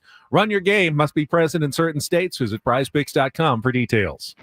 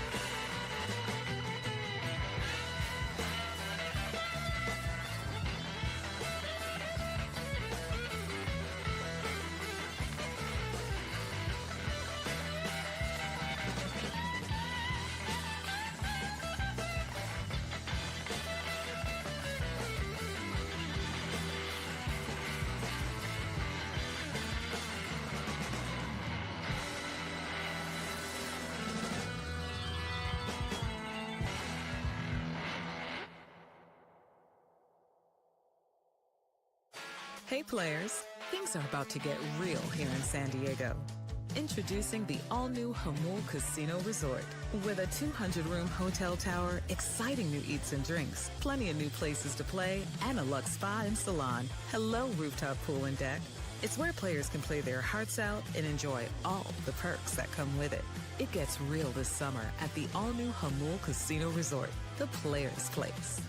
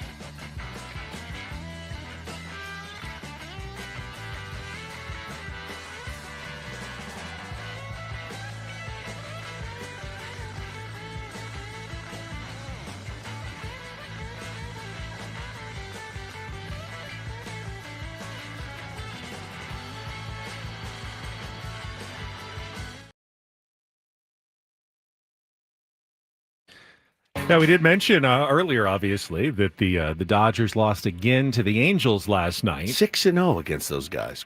5-0. Got one more today. Oh, sorry, 5-0. 5-0. The Angels over the Dodgers. It was actually just like Ramon Laureano's walk-off on Sunday, right? Yep. Or Saturday. Yeah, pretty much identical. Runner at third, bottom of the 10th, and a one-hop chopper over a drawn-in third baseman that scored the winning run. Now, the Dodgers had taken the lead in the top of the ninth on Shohei Ohtani's, I think, 43rd of the season. Cheat code, man. And then the Angels tied it and had a chance to win it, actually, in the bottom. They tied it on a Nolan Schanuel sac fly, and Mike Trout had a chance to win it, but he struck out, and they went on to the 10th inning. But it was what happened to Shohei Ohtani earlier in the game that we didn't bring up, but really cool triple play that the Angels turned in that game last night, Woods. I couldn't believe it. It happened so fast. My buddy said that he looked up and there was runners on first and second. He went out and he came back and the inning was over. And he's like, what just happened? And I got the news in a group text. And then I went to Twitter immediately and I was looking and it hadn't populated yet. Like people were saying, oh my God, triple play. But I hadn't seen the video. And then when the video came out, so Shohei hits a seed right up the middle like he's supposed to do. Zach Neto is right there. Catches it, boom, gets the guy doubled off a second. It happened. He caught it basically. It was so quick. He just boom, boom, step, and then he like threw. The one the Padres turned last year, didn't he? It feels had to go around the horn. Like, yeah. It took a second. This one was like you blinked and it was over. It was like 3 seconds. Lined up the middle. Neto's got it. Steps on second. Throw to first. It's a triple. That's 3 seconds play. left. Let's do it again. Listen to the bat and the time. I mean, that's bat. just the call, too. It's already over before he calls it. Here, I'll actually record. I'll tell you exactly how long it was. Nice. Lined up the middle. Neto's got it. Steps on second. Throw to first. It's a triple play. Now, even you him gotta figure saying it's over by a- the time he says throw to first. But he yeah. said it was over before he started saying it's a triple Right. play. They were already running off the field. Yeah. And let's see the timing on that.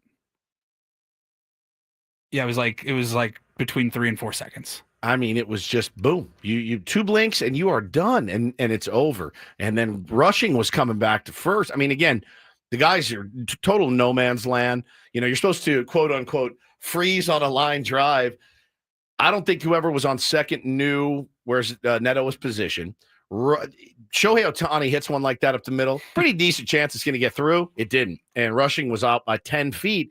Then he tried to shimmy around the tag, hits the bag awkwardly, and hits the deck. I think he's okay because it looked pretty bad in the moment.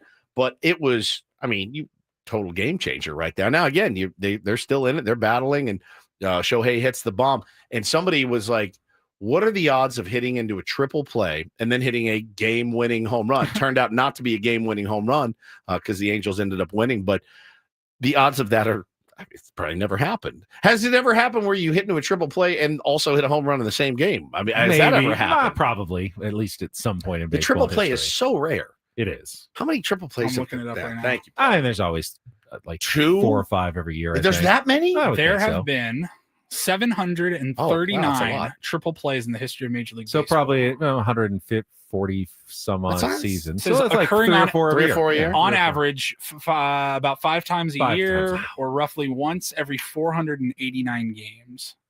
It's a lot. I mean, it was awesome. I mean, and it was, to happen to Shohei was great. And we were just praising Zach Neto yesterday. I love It's like that guy. good player that you really don't know that much about because you don't watch much Angels baseball. He's a G, man. They But hit on him for sure. Came up with a big play yesterday. Elsewhere in baseball, Pete Hang on. Alonso. Sorry, when I looked up the record on triple plays, do you know the Minnesota Twins have the only record? They're the only team they pulled off 2 triple plays in one game. Ooh, God, 6 outs on 2 pitches is It was just back in 1990. it's a dream. 6 outs on 2 pitches. Almost a quarter of the outs right there. Good Lord. That is a dream. Dream. Also, a milestone yesterday, Pete Alonso passed Darryl Strawberry to become the Mets' all-time home run leader, hit a pair of them in the 13-5 win for the Mets over the Braves. They had needed it badly. They had lost, 9-10 going into that game yesterday. They hit so many home runs that they ran out of fireworks at Citi Field by the time they got to the 6th home run for the Mets. They had been reeling. That kept them, at least for the moment, from letting the Reds catch up any ground as they beat the Phillies. We talked about that earlier, 6-1 in that game. Cubs continued to struggle. They lost to the Blue Jays 5-1 yesterday. And mentioned the Brewers just continuing to roll. 14-0 over the Pirates. You wonder, which scrub did they face? That scrub's name, Paul Skeens, yesterday. I love Paul Skeens. I love Paul Skeens. Now, he only gave up 4 of those runs in 4 innings. Still, but, I mean, they own him. They're the only team that have touched won him 10 up. in a row. They got Skeens today. You probably, maybe this is where this is not where the winning streak ends. You win 14-0. It's their second 11-game winning streak in a month. The Milwaukee Brewers are that insanely hot. They're so good, man, and so fun to watch, and is doing it with some lesser known players, and you got to wonder, man. I'm sure if you're a Brewers fan, you're wondering, when is the Linsanity run going to end? Because this is like nothing, man. The other red hot team in the American League is the Seattle Mariners, who won their 8th in a row. George Kirby, 7 shutout innings as they beat the Orioles, just 1-0, and that moves them into a tie for the AL West lead with the Houston Astros, who got beat up by the Boston Red Sox 14-1. So their big lead has evaporated. The Dodgers' big lead has evaporated. The Cubs, they lost their big lead a long time ago. Now the Brewers have the big lead. Lots of things have changed in the second half of this baseball season. I love it. A lot of parity, my friend. Yep.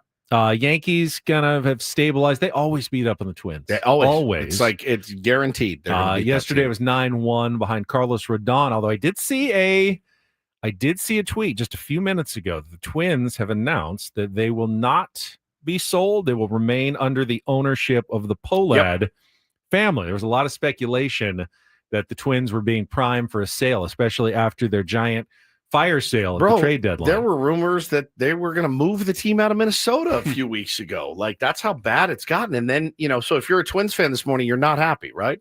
That the same owners are going to continue to own the team. I mean, you're happy that they're not selling it to someone from out of town and moving. So But at least maybe they can regroup now that they're the now that they're no perpetual longer regroup. thinking about selling, they can actually like move forward with a plan, True. I guess. So that's a little bit from baseball yesterday. This hour on 97.3 The Fan is brought to you by Staples. Calling all parents and teachers at Staples. Your back-to-school budget is officially saved by the button, the easy button, with supplies as low as 25 cents, plus laptops up to 40% off, and more deals on top brands and trending styles. Find it all at Staples. That was easy. I could say Jose Iglesias is coming up next. That would probably be aspirational more than misleading, more than accurate, but it is possible. Otherwise, we will talk a little more baseball when we come back with Ben Woods on 97.3 The Fan. Who is going here? Oh, we're both going. It's Trust and Will. That's first. Easy. Waiting on you. That's an easy one. It's the only one we haven't done this morning.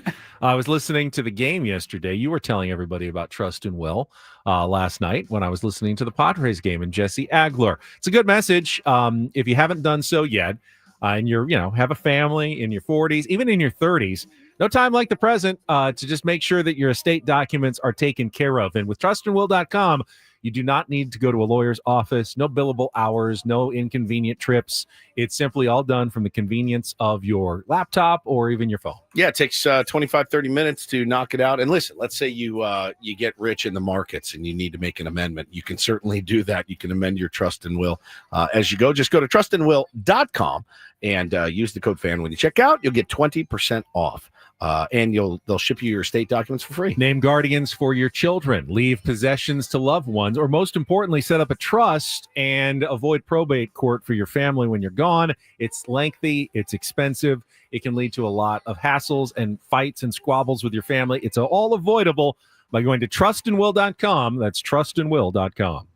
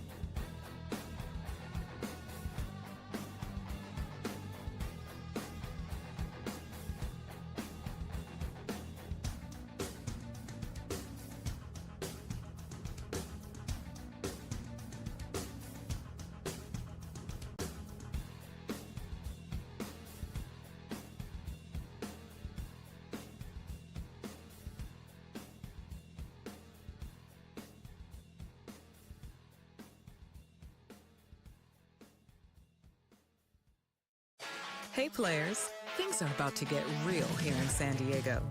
Introducing the all-new Hamul Casino Resort. With a 200-room hotel tower, exciting new eats and drinks, plenty of new places to play, and a luxe spa and salon. Hello, rooftop pool and deck. It's where players can play their hearts out and enjoy all the perks that come with it. It gets real this summer at the all-new Hamul Casino Resort, the players' place.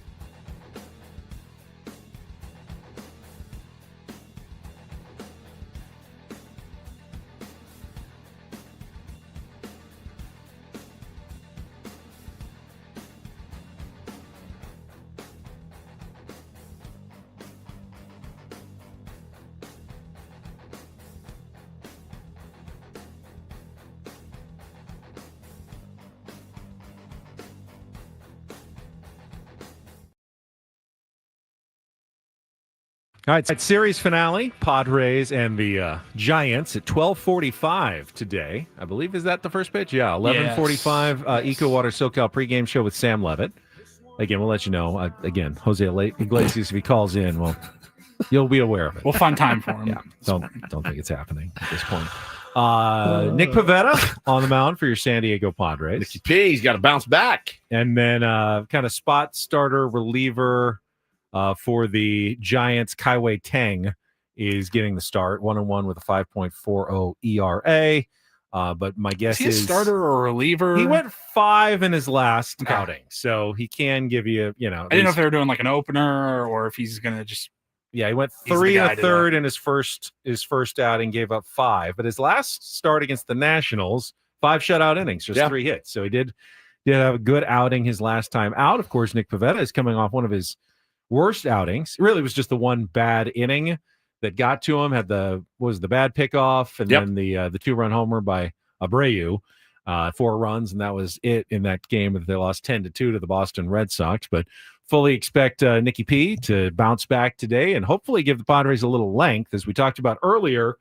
If he can go deeper into the game, resting the whole bullpen with a day off ahead of the Dodgers series would be the ideal outcome for Mike Schilt and the Padres. Well, today. Rarely do we, when we speak something out into existence, does it come to fruition. That being said, I think Nicky P against his former team, a little fired up, a little bit, and he's a dude. Adrenaline is not something he lacks when he pitches, and it doesn't matter who he pitches against. Did you see what Alex Cora said about him before the game? I did not. Nick Pivetta, good pitcher. Gave up a lot of home runs, giving up less home runs here in this ballpark, but yeah, good pitcher. I mean, very, very kind of like pointed. And, if that gets back to Nicky P, he comes out with his hair Was on. that trying to defend the Red Sox for not re-signing him? Like, yeah, probably we could have kept him, but we don't think he would have had the same results here as he would have in San Diego. It's like I texted you guys about Sunday starter Brian Bayo. I don't watch Brian Bayo a lot, but I did watch that Netflix series, and I thought to myself, he's one of the most emotional pitchers. And I've seen him pitch enough to go, he's that guy. Like, if you can get in his dome a little bit, I think you could probably have success. And the Padres absolutely did. I think Nicky P's the same. If you can get in his head a little bit, Benny, get him off his game, make him overthrow, and he did. He was overthrowing like crazy. I saw some people going with the numbers, like 1 or 2 miles an hour extra, overthrowing a little bit. It's his former team. It's absolutely to be expected, and he's a really fierce competitor as is. So hopefully he can lock it in today. Offense can jump on Kaiwei Tang, and let's put the foot on the throats here, man. This is that. Keep playing that FU baseball that they're playing. You win today, you are no worse than tied for first place, and you can cheer against the Dodgers as they go up against the Angels in the finale of the Freeway Series tonight. That's 6:38. So You'll have baseball to watch and a vested rooting interest again as the Halos go for the season series sweep. Well, no, of the Dodgers. They'll have to go through Shohei Ohtani today, correct? He's throwing for the Dodgers. It is correct? Shohei Ohtani against Kyle Hendricks in that game. I like the Dodgers' chances in that one. I really Yeah, do. you like the Dodgers' chances in all 5 of the games they've played against the Angels this year. I'd imagine they've been heavy favorites in all 5 games massive. they've played. Lots of money lost. And they've lost every single one of them. Yeah, lots of money lost on those 5. I mean, I can guarantee you they were favorites. The only, the if you're the Angels today, you're like, hey, listen, Shohei's probably going to go 4. I think Dave has talked about stretching Dodgers them out. are heavy. Heavy? favorites What is tonight. it? Minus 196. Okay, so if you're Dave Roberts, and Shohei's been outstanding. He's an outstanding pitcher. Like he's an outstanding player. He's a cheat code. Do you start to push him a little bit more? Do you give him 5? Do you give him 6? At this point, he stayed healthy. He's continuing to hit. He's going to be in the lineup today. Do you dare, now that the lead is evaporated, isn't there a temptation to say, if you're Dave Roberts, I mean, my bullpen's not great and they're pretty overtaxed. I'm going to use him a little bit more. I'd be more tempted to remove him from the starting rotation entirely. And just put him back to designated hitter. And can you just start hitting again? Like he does. He used to hits be? a home run a game. It seems He hasn't been though. He's only hit like 230 since starting pitching.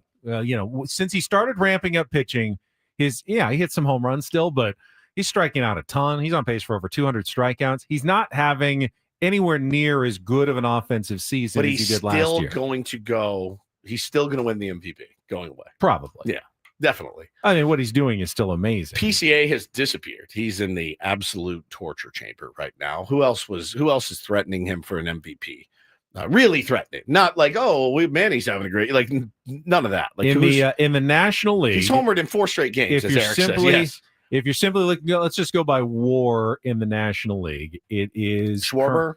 Schwarber is probably the biggest threat. They're both DHs, but one of them pitches. The PCA is still actually ahead of Shohei in WAR. That's crazy. And then after Shohei, Fernando Tatis Jr. Yep. Wow. So I again, Schwarber is awesome. He's one of my favorite players. That's not a San Diego Padre, but he doesn't pitch.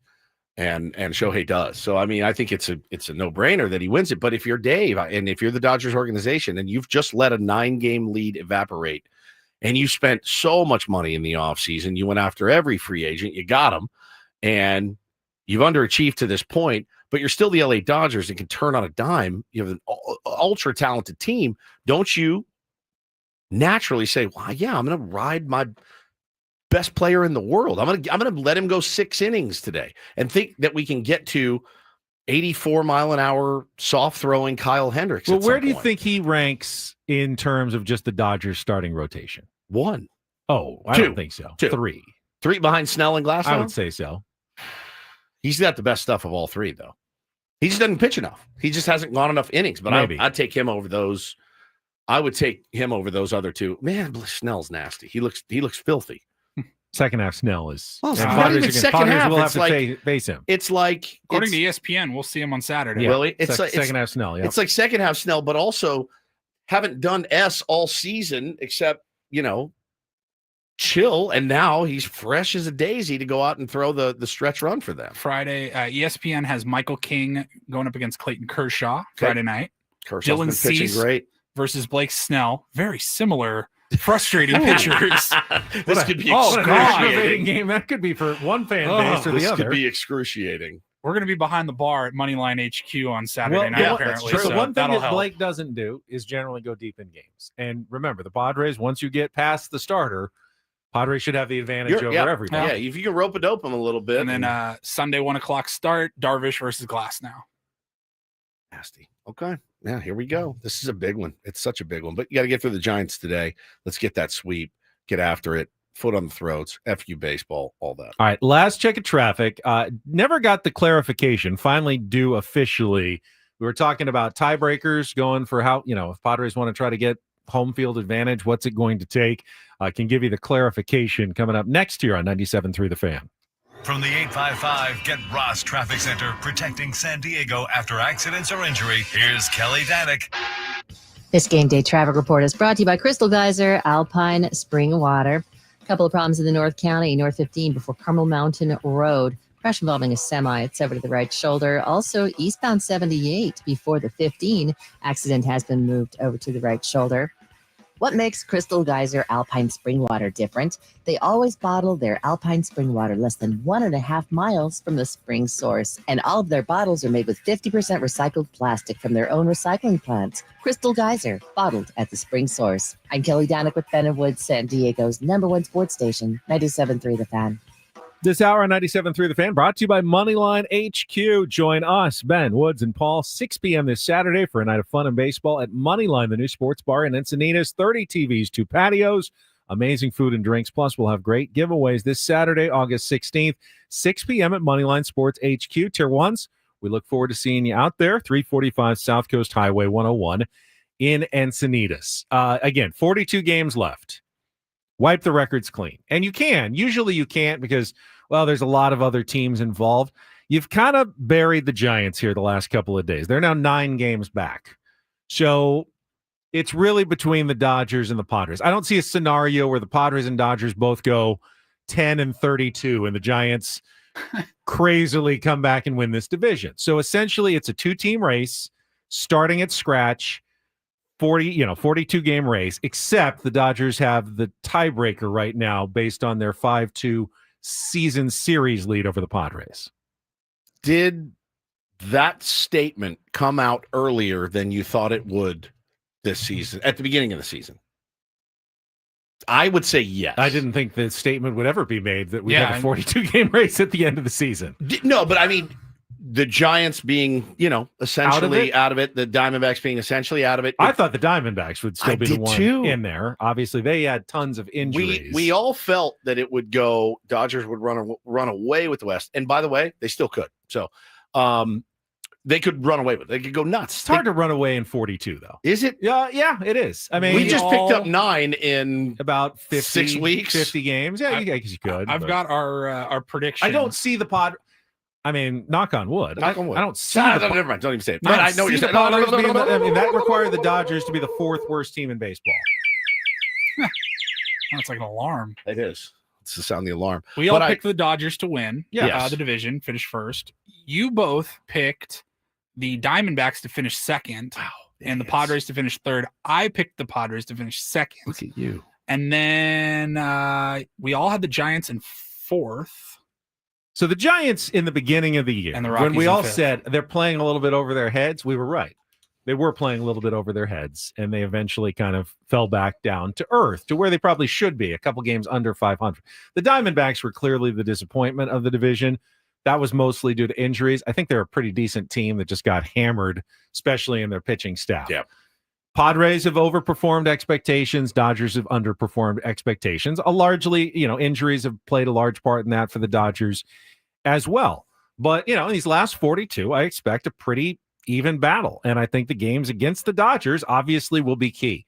I think that they're the Padres and you tread water, go 3-3. You're not all that unhappy with that outcome against the Dodgers in the 6 games. Not at all. Padres can't even the tiebreaker. They can't. Even if they went 4-2, they have to go 5-1. 5-1. To They'd have win to the sweep tiebreaker. at least one of those Sweep, and win the other. Which at that point, you're probably 4 games up on the Dodgers. So Yeah. not only, and then they need the tiebreaker as well. So you essentially have a 5-game lead with 34 to play or whatever. How many, they'll play 6 against the Dodgers. So 30 to play.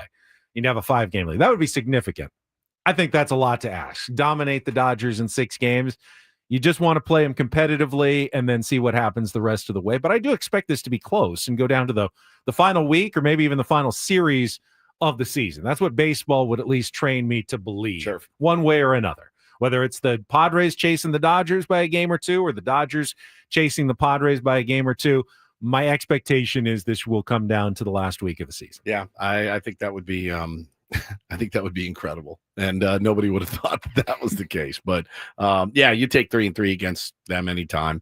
But you do, you talked earlier about momentum. And yeah, if momentum means anything at all to you, the Padres do have momentum right now. But again, momentum is only momentum doesn't mean anything. It doesn't really mean anything. But it's how a you're set up. sign that the Padres are a good team. Yeah. Their roster is deep. Yep, Their it lineup is complete. We talked about it earlier. They're playing like a good Yeah, team. they They're are. not just stumbling their way into a divisional race while the Dodgers really struggle over the last month and a half. Like the Padres are playing good baseball. It's not vibes. I worry more about the Dodgers finding their their vibes groove. than the Padres losing. Correct. theirs. I'm with you. I see that. If the Dodgers they all get hot and Max Muncy is hitting a bunch of home runs and their pitchers are healthy and clicking and their bullpen gets healthy, they could go on a massive run. No doubt. They clearly have They the have the talent starting to do that. pitching to do it. That would be more of the concern. I don't see the Padres falling apart. They may not go 30-12 the rest of the way, but they should continue to play good baseball. Yeah, There's for no sure. reason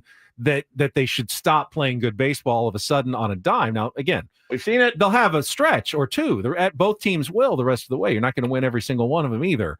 But I like where the Padres are set up right now. Me too, very much. But I'd love to see the finish the job today against the Giants.